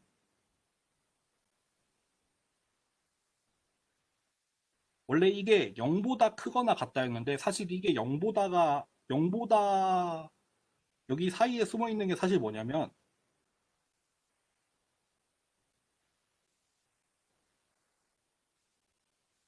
요렇게 되잖아요. 그러니까 요게 사실 그 뭐라고 해야 돼? 그러니까 원래 이게 0보다 크거나 같다일 때는 그 전부 클래시파이가 그러니까 그러니까 0을 기준으로 전부 클래시파이가 된다는 말인데 사실 요 값 자체는 요거에 그 n을 대입해 갔을 때 얘를 미니마이즈 한 것보다도 사실 항상 크거나 같잖아요. 그러니까 요 컨스트레인트를 사실 0 대신에 요걸로 대체를 하고 그리고 우리가 사실 요 파라미터 W랑 B에 대해서 얘를 스케일링을 할 수가 있잖아요. 그거를 해서 이 미니멈 그러니까 여기까지의 거리를 원래 요거였는데 요게 항상 요 마진이 1이 되도록 노멀라이즈를 하는 거예요. 일종의 노멀라이즈라고 생각을 하시면 돼요. 아, 나 이거 잘 설명 못하고 있네. 어쨌든 그럼으로 인해서 여기 0 대신에 요걸로 바꿨던 게 사실 1로 바뀌고 여기에 있던 것 중에 요 텀도 1로 바뀌면서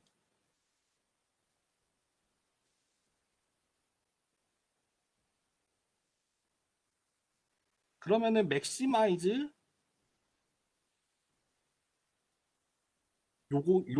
요렇게 오브젝티브가 바뀐 거를 동일하게 요렇게 역수를 취하면서 미니마이즈로 바꾸고 여기 2분의 1 바뀐 거는 나중에 이거 컨벡스 풀다 보면 알게 돼요.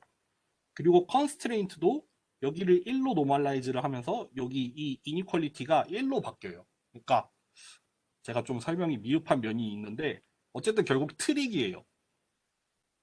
그 가장 가까운 샘플까지의 거리를 요 미니멈 요걸로 하는 게 아니라 1이 되도록 노멀라이즈를 함으로써 이렇게 좀 더 간단한 꼴로 바꾸는 거예요.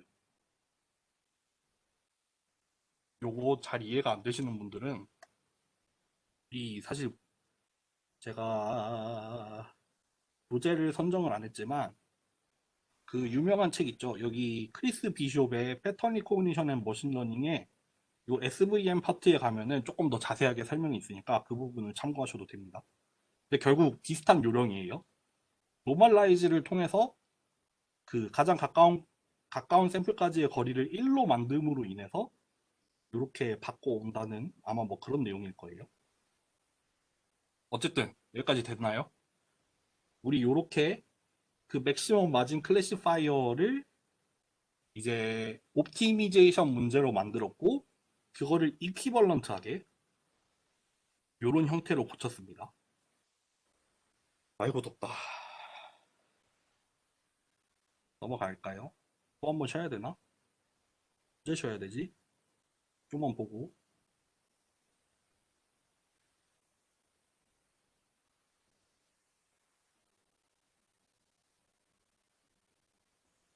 갑니다.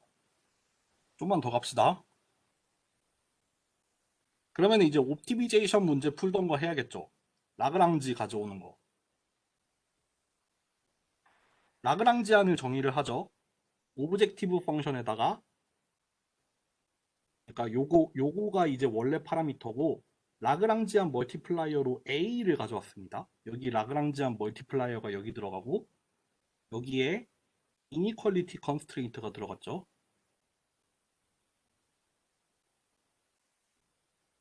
그쵸? 부호는 뭐 편의에 의해서 한 거니까 나중에 뒤에 가서 유도되는 거 보면은 아마 알 거예요.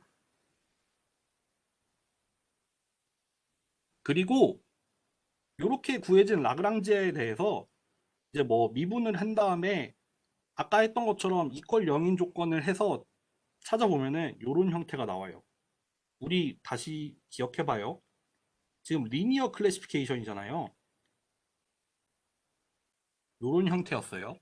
그리고 우리가 지금 찾고 싶은 거는 얘랑 얘 파라미터예요.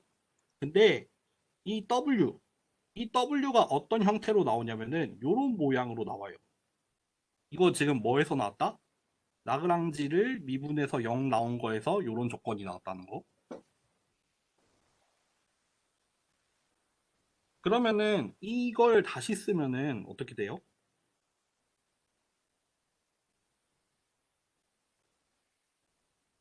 요거 사실 요거 트랜스포즈 요거가 되죠.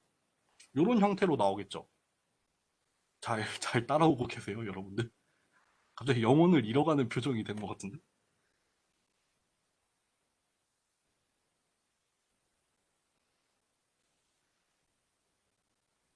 그리고 계속 해볼게요. 계속 해볼게요. 여기 듀얼 리프레젠테이션. 그러니까 얘가 뭐냐면, 여기까지 해야 되나?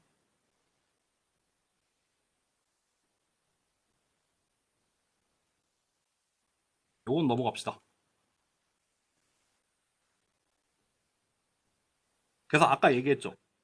원래는 ANTN, XN, 트랜스포즈, X 더하기 B 이렇게 나온다고 했는데 보세요.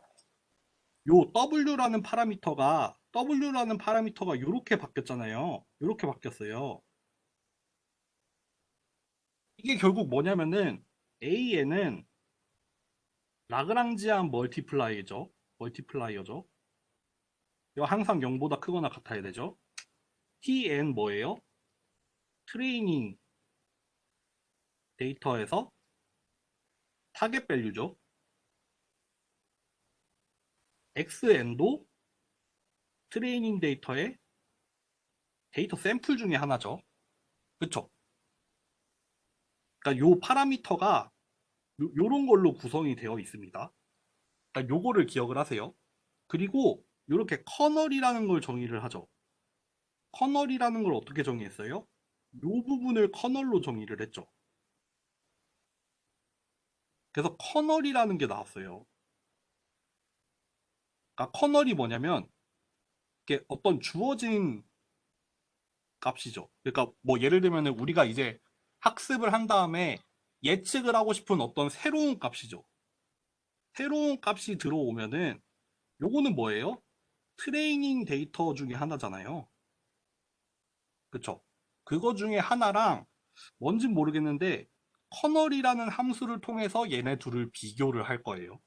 그리고 실제 생김은 어떻게 생겼어요?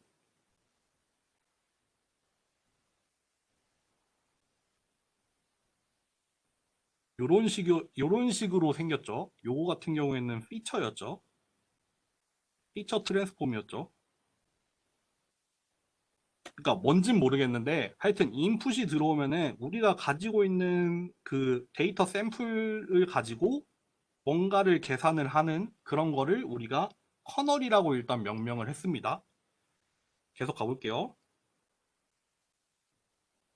그리고 이제 아까 했던 KKT 컨디션을 가지고 올게요. 이거 뭐예요? 그 아까 KKT 컨디션의 2번 조건이었어요. 듀얼의 컨스트레인트. 그쵸. 라그랑지안 멀티플라이어가 항상 논 네거티브여야 된다. 요거 뭐예요? 1번 조건이죠. 프라이멀의 컨스트레인트죠. 그리고 요게 뭐예요? 3번 조건이었죠. 컴플멘터리 슬랙니스죠. 그쵸. AN이 0이면 여기서 중요한 개념이 나옵니다, 여러분들.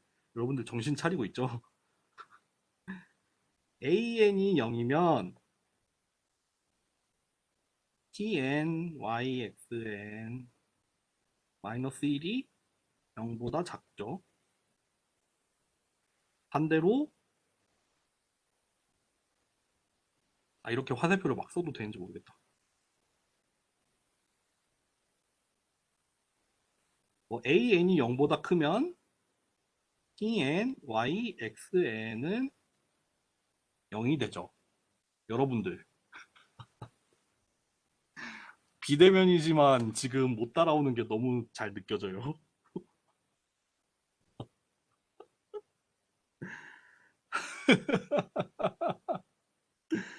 봐봐요, 여러분들. 이게 무슨 말인지 알아요? 제일 가까운 샘플이다.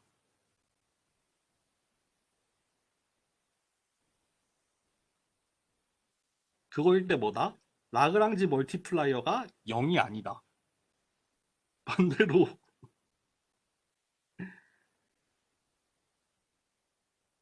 그러니까 마진이 걸친 샘플이 아니다. 그때 라그랑지 멀티플라이어는 0이다. 요 경우가 요 밑에 있는 경우가 뭐냐면 이 n번째 샘플은 서포트 벡터다가 돼요. 왜냐면은 여기로 다시 와볼게요. 여기 우리가 학습을 한 다음에 예측하는 단계에서 요yn에 여기 앞에 an이 곱해져 있어요. an이 곱해져 있어요. 라그랑지 멀티플라이어가 솔루션에 나와 있어요. 곱해져 있어요. an이 0이 되면 어떻게 돼요? 여기 뒤에가 뭐가 되든 상관없이 반영이 안 되죠. 0이니까. 반대로 an이 0이 아니면 어떻게 돼요? 여기 뒤에가 살아서 나오죠. 그쵸? 그 말이 곧 뭐예요?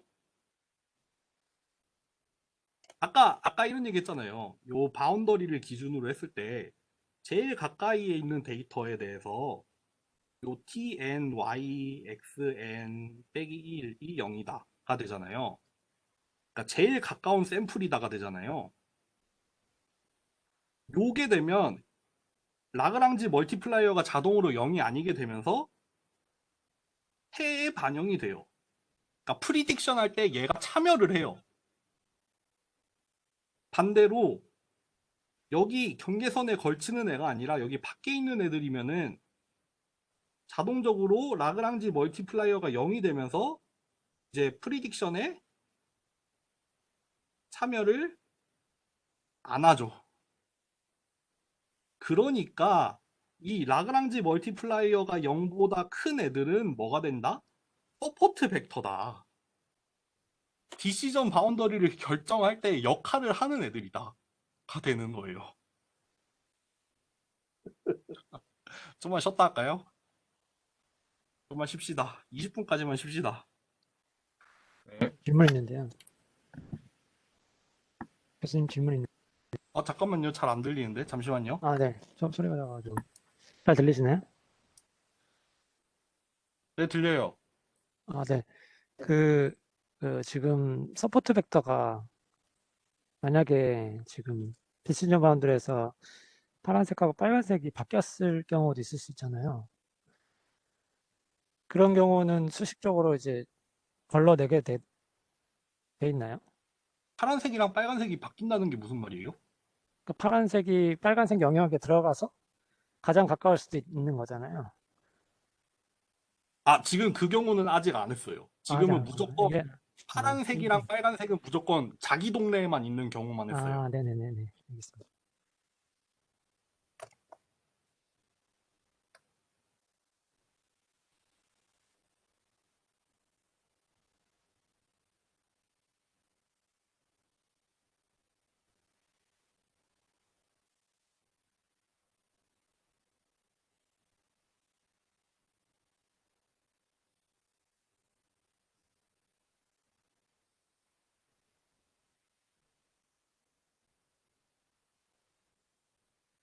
우리 오늘 욕심내지 말고 하드마즈만 하고 끝낼게요.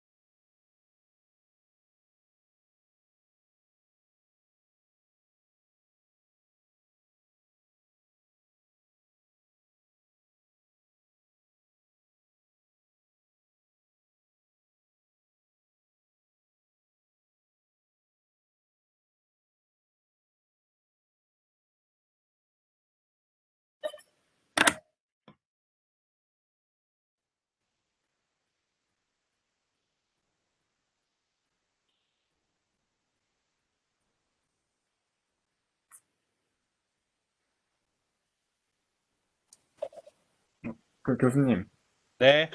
그 6번, 6번째 슬라이드에 되게 기본적인 질문일 수도 있지만, 네. 그 fx를 미니멈 하거나 맥시멈 하는 게 원래 그 되게 기본적인 거죠. 그 구조잖아요. fx를, 6번째 슬라이드가 뭐예요? 네, 라그랑지 멀티플라이어의 예제. 6번째 슬라이드요. 아, 그 6번째 페이지? 슬라이드 오른쪽 아래에 페이지 숫자 써 있지 않아요? 아, 6페이지요, 6페이지. 아, 6페이지, 6페이지. 6페이지? 네. 요거? 저는 요 번호로 말해주면 좋을 것 같은데. 네네네네, 6페이지요. 그, 원래 그 fx를 미니멈 그러니까 미니마이즈 하거나 맥시마이즈 하는 게 이제, 옵티마이제이션의 목표잖아요. 네. 근데 저는, 예, 이 부분에 되게 이해가 아직 없어서 잘 모르겠는데, 이 미분을 한다는 거는 최대한 값을 줄이는 게 목표가 아닌가요? 그러면은, 이 fx 자체가 원래 그, fx가 로스 펑션인데, 그러면은 이걸 맥시마이즈 한다는 건 로스가 되게 높아지는 거 아닌가요? 아, 로스, 뭐 예를 들면은, 뭐, 어, 옵티미제이션 문제에 따라서 다른데, 만약에 맥시마이즈를 하는 식으로도 정의를 할 수 있잖아요. 네. 그런 경우도 있거든요. 근데 이럴 때는 그냥 단순하게 요렇게 그냥 바꾸면 돼요. 그러면은 그때 라그랑지도 그냥 마이너스 fx가 들어가서 정의가 되면 되겠죠. 요 얘기하는 거 맞나요? 그러니까 그냥 미니마이즈 하는 거라고 생각을 하면 제일 편할 텐데. 이거 우리가 보통 그 트레이닝에서 말하는 로스라고만 한정을 지어서 생각하기는 어렵고, 그거보다는 좀 더 큰 의미예요. 넓은 의미예요. 아, 뭐야? 내가 지금 질문에 제대로 답을 못하고 있는 것 같은데? 어, 아니, 제가 사실 이걸 거의 몰라서 하나도 모르거든요. 네. 이 부분을. 그래서 질문이 되게 질문 자체가 되게 모호했던 것 같아요.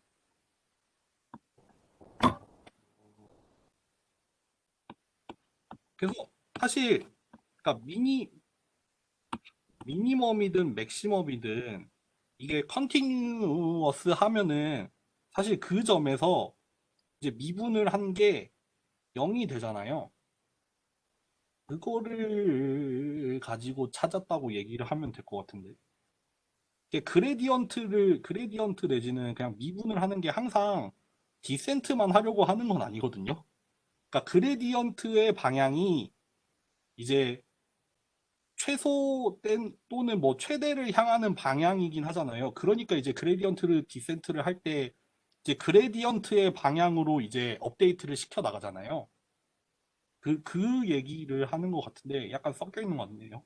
여기에서 그레디언트를 구한 이유는 그레디언트가 0이 될 때, 그러니까 왜 보통 미니멈이든 맥시멈이든 미분을 했을 때 0이 되잖아요. 그 피크에서. 그러니까 미분을 해서 0이 되는 값을 조사해서 그 중에 미니멈이나 맥시멈이 혹시 있는지 없는지를 찾아보는 거죠. 그래서 뭐 사실 이렇게 생겼을 때도 있으니까 그 미분을 해서 0이 될 때 미니멈이다 맥시멈이다 항상 그런 건 아니지만 그래도 후보들은 나오잖아요. 그레디언트가 0인 애들 중에서 미니멈이나 맥시멈이 있단 말이에요. 그러니까 이제 그렇게 찾은 거죠. 요거를 일단 구해보고 거기서 이제 얘를 찾으려고 한 거였죠. 아까 예제에서는. 요러면 좀 답이 되나요? 네. 여러분들 만약에 폐강이 되면 폐강이 되면은 그 정정 기간을 준대요. 네, 따로 준대요. 이거 지금 여러분들 지금 수강생 3명이에요. 지금 다 한 배를 타고 있는 거 알죠? 누구 한 명이라도 나가는 순간 이 수업은 없어지는 거예요. 아, 제가 지금 인공지능 석사 과정에 1학기거든요, 1학기. 정훈 씨도 첫 학기 아니에요? 네, 맞습니다. 어, 지금 칼자루는 누가 쥐고 있는 거예요, 그러면? 아니, 정원 씨는 보니까 그래도 좀 이해를 잘하고 계신 것 같은데, 저는 사실 이게, 사실 다 이게 막 그레이던트 디센트 이렇게 막 말만 알고 있지, 사실 수식을 제대로 배운 적이 없거든요. 이번 기회에 배우시면 되죠. 그래서 지금 열심히 따라가려 하고 있지만 되게 갈 길이 먼 것 같네요. 아, 어떡하지? 난 지금 오늘 첫 수업을 하면서도 솔직히 걱정이 돼요. 다음 주에 수업 안 할 것 같아서. 아, 나 수업 안 들으면 미리 얘기 좀 해줘요. 맞습니다. 미리 얘기해 주십시오. 다 마음의 준비를 할 수 있게. 네, 어디까지 했지? 그리고 교수님, 네, 그 라그랑지 그 영이상, 라그랑지 멀티플라이어가 영이상이라는 컨스트레인이 있잖아요. 네, 그게 듀얼 컨스트레인트라고 하던데, 네, 그걸 맞아요. 왜 여기, 듀얼이라고 하나요? 여기서 왔잖아요. 라그랑지 듀얼 프로브럼에서 요렇게 나오잖아요. 프로블럼 이름 자체가 듀얼이라서, 그 외에, 아까 어디 갔냐? 듀얼 설명한 거 어디 갔냐? 요렇게 원래의 문제가, 원래의 옵티미제이션 문제가 있었고, 네, 그거를 가지고 막 정의를 해서 듀얼 문제라는 걸 정의를 하잖아요. 그러니까 네네, 짝으로 존재하는 문제잖아요. 그러다 네네, 보니까 이제 여기서 이 듀얼 문제에 오면서 컨스트레인트가 이렇게 라그랑지 멀티플라이에 대한 컨스트레인트로 바뀌었잖아요. 여기. 네. 그러니까 그래서 짝으로 이제 변태해서. 요 컨스트레인트를 이제 듀얼 컨스트레인트라고 불렀나 봐요. 알겠습니다.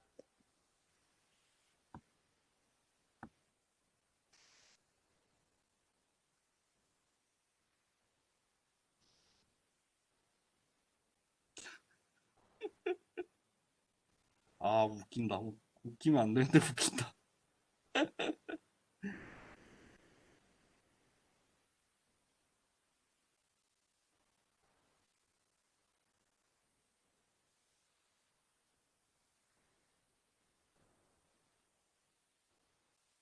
어디서부터 다시 하면 돼요?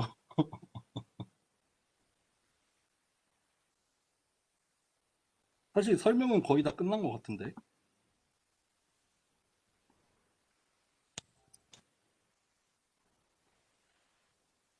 슬라이드 이제 없잖아요. 이게 소프트 SVM인데? 설명을 하기는 다 했어요. 어떡하지? 어디서부터 설명을 다시 하면 좋을까? 이제 이번이 마지막 30분? 우리 한 30분마다 쉬었는데, 이제 오늘 수업의 마지막 꼭지는 이번 꼭지까지 하고, 오늘 수업을 마칠 건데요. 한번 그냥 정리를 쭉 한번 해볼게요.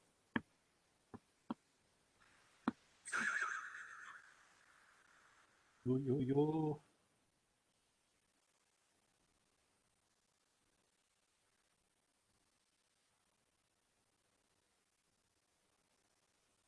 아까 그래도 여기까지는 이해한 것 같았어. 원래 제일 가까운 샘플까지의 거리는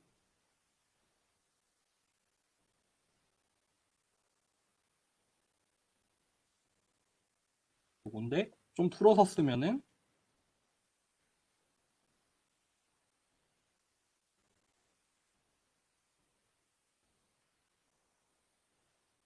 요거라고 했죠. 근데 우리가 요거를 치환을 한다고 했어요. 요, 정확히 말하면 요 부분을 1로 치환을 한 것 같아요. 그쵸? 그러면서 어떻게 바뀌었냐면은 원래 그니까 진짜 풀어서 쓰면은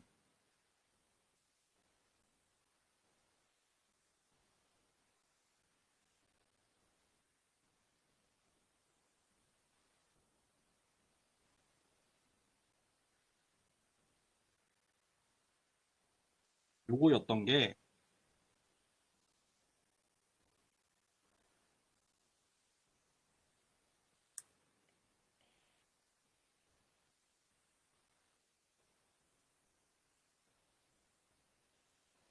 요렇게 바뀌었죠.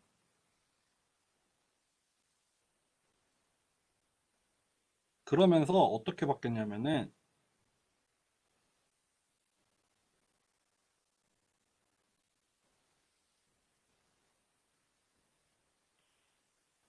요렇게 그 뭐랄까요? 원래의 마진 여기까지의 마진은 원래 요 값이었지만 요거를 1로 바꿨단 말이에요. 그러다 보니까 여기 딱 마진의 경계에 있는 얘네들에 대해서는 뭐가 성립하냐면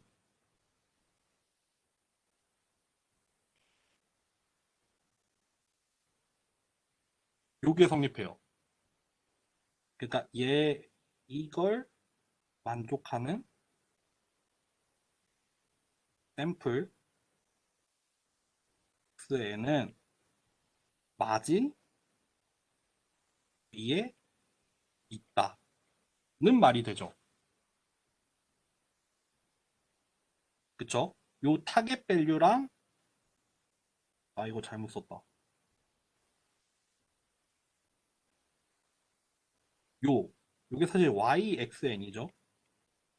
요거 두 개를 곱한 게 1이 될 때 요 샘플, 그러니까 요게 xn이 되겠죠. 이 xn은 마진 위에 있다는 뜻이 되죠.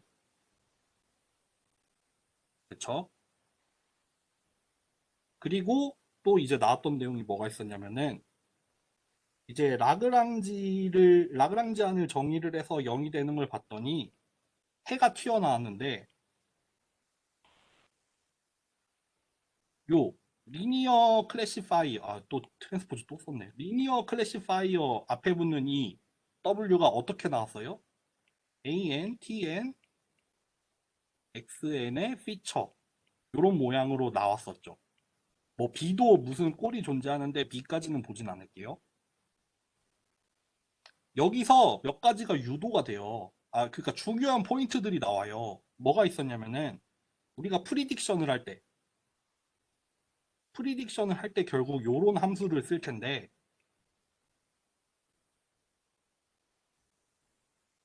이게 사실 봤더니 AN, TN 요런 꼴이 됐다는 거. 그러니까 결국 여기서 뭐가 유도됐어요? 첫 번째, 커널이라는 게 나와요. 커널.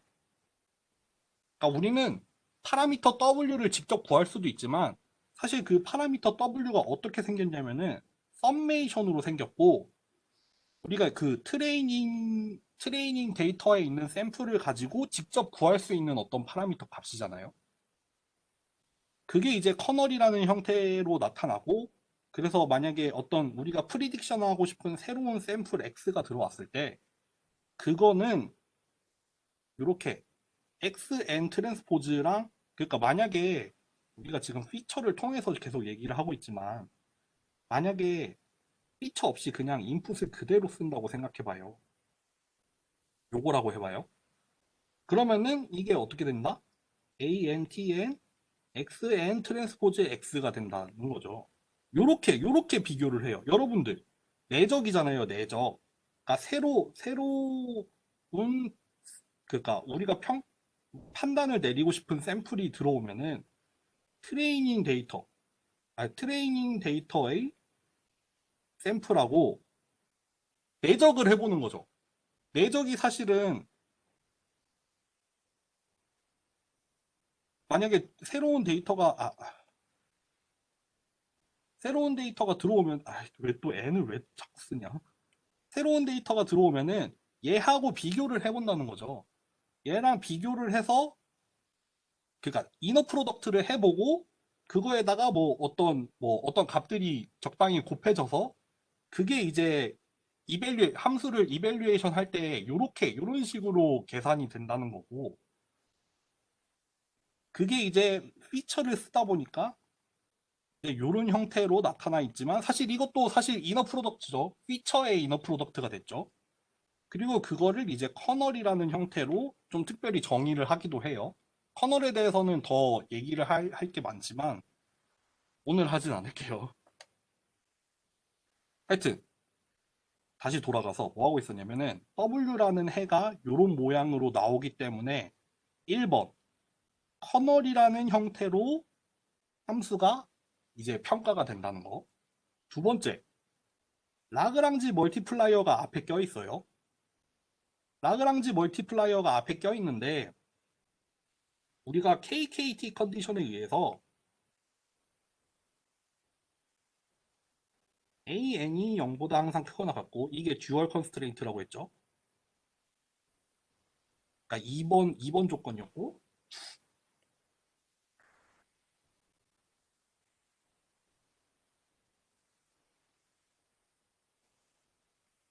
요거였나? 이게 프라이멀 컨스트레인트였죠. 그러니까 1번 조건이었죠. 그리고 컴플멘터리 슬랙니스에 의해서 요게 성립을 했죠. 이게 컴플멘터리.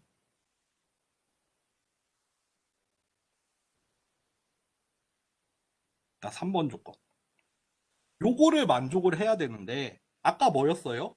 다시 요거를 소환해야 됩니다.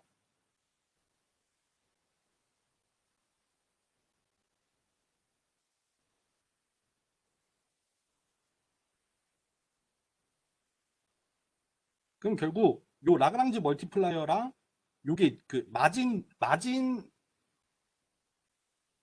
얘가 결국 뭐냐면 마진 위에 있냐 아니냐 이렇게 되는 거예요.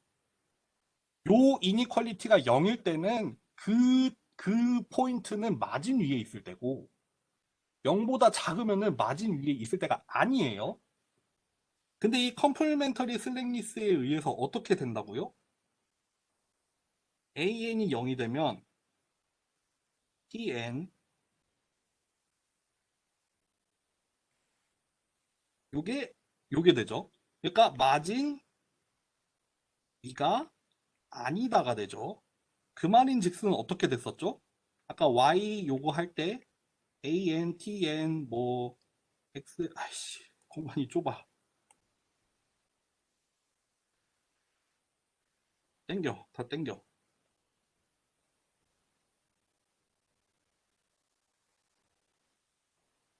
아까 YX가 AN, TN, XN, X 더하기 B였잖아요. 요게 0이 됐잖아요. 요게 0이 되니까 요게 0이 됐잖아요. 그러니까 뭐다? 프리딕션에 영향이 없다. 이 말인즉슨 서포트 벡터가 아니다가 되죠. 반대로 AN이 0보다 크다는 말은 컴플멘터리 슬랙니스에 의해서 얘는 0이 돼야 되죠. 이 말인즉슨 마진 위에 있다. 그러니까 마진을 형성한 그 샘플이 된 거죠. 제일 가까이에 있던 그 샘플이라는 말이에요. 그 말인즉슨 이렇게 프리딕션을 할 때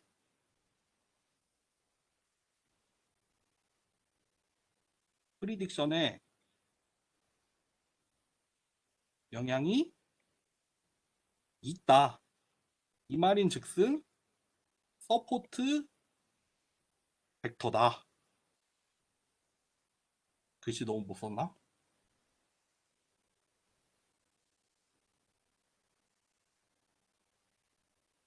이해됐어요?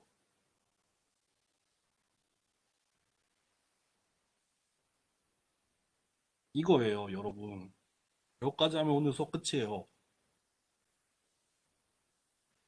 그래서 아까 마지막으로 나왔던 글이 면 요거네요, 요거. 여기 바운더리일 때는 y 값이 0이고 여기 마진일 때는 노멀라이즈를 해서 1 또는 마이너스 1이고 여기 얘 같은 경우에 어떻게 되겠어요? 1이 되겠죠. 그리고 얘에 대해서 AN은 이렇게 되겠죠. 그러니까 얘는 요 데이터 포인트는 뭐겠어요? 서포트 벡터예요. 그러니까 요 빨간 바운더리를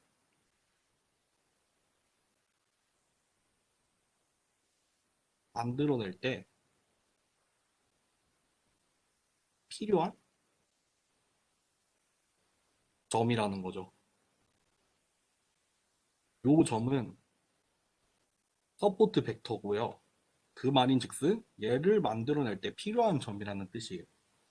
아까 요렇게 구한다고 했잖아요.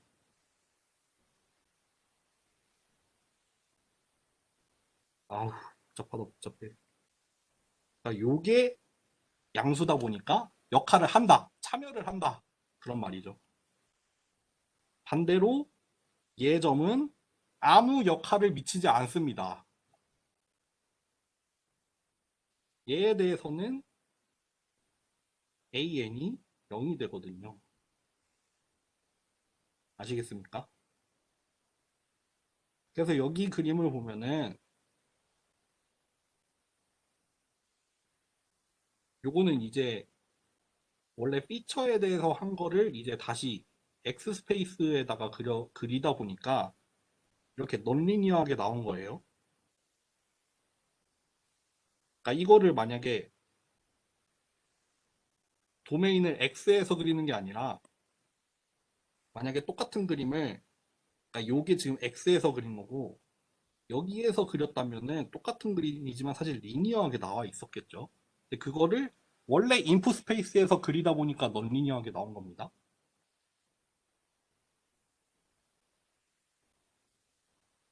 그리고 여기 이렇게 동그라미 쳐져 있는 얘네들이 서포트 벡터예요. 얘네들. 그러니까 뭐냐면 트레이닝 데이터의 일부잖아요. 이게 뭐냐면 프리딕션에 참여하는 애들이죠. 그리고 그 참여하는 형태가 어떻게 이루어진다고 했어요? 커널을 통해서 참여가 이루어지죠. 그쵸? 이너 프로덕트를 해서 프리딕션이 이루어진다고 했잖아요. 그러니까 요 짙은 검은색의 이 경계선, 여기 짙은 검은색의 이 경계선은 요 초록색들로 구성이 된 바운더리예요. 다른 애들은 아무 영향을 미치지 않아요. 서포트 벡터만 영향을 줘요. 그래서 이름이 서포트 벡터 머신인 게 이제 알겠죠? 서포트 벡터들이 역할을 하는 거니까. 그죠? 아, 네, 맞습니다. 됐나요? 오늘 여기까지 할 건데 마지막으로 질문 있으면 하고 아니면은 끝냅시다. 아이고 어렵다. 여러분 오늘 수업 한 줄 요약은 그거예요. 드랍할 거면 모두에게 얘기하자. 아니면은 우리는 한 배를 타고 끝까지 가자. 질문해 주세요. 아니면 끝낼게요. 지금 그냥 개념적인 걸로 서포트 벡터 머신이 3D에서도 사용을 하나요? 종종? 아우 되죠. 멀티디에서 잘 돼요. 그래요? 근데 서포트 벡터 머신의 대표적인 단점이 뭐냐면요. 그 이제 막 트레이닝 데이터들 중에서 일부 데이터를 서포트 벡터로 쓰잖아요. 그러니까 서포트 벡터들을 들고 다녀야 돼요. 그러다 보니까 조금 그러니까 데이터가 너무 많으면은 좀 커져요. 모델이 되게 커져요. 오래 그리고 걸리더라고요. 네네 오래 걸리더라고요. 오래 걸려. 맞아요. 그 오래 서포트 걸려요. 벡터 머신.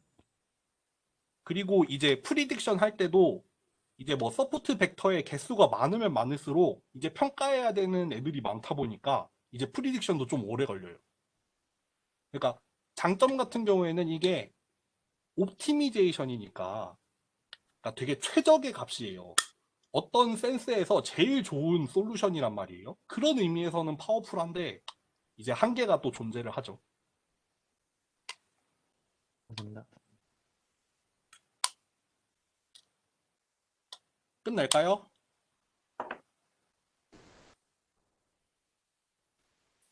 네, 오늘 수업 여기까지 합시다. 고생 많으셨습니다. 고맙습니다. 고맙습니다.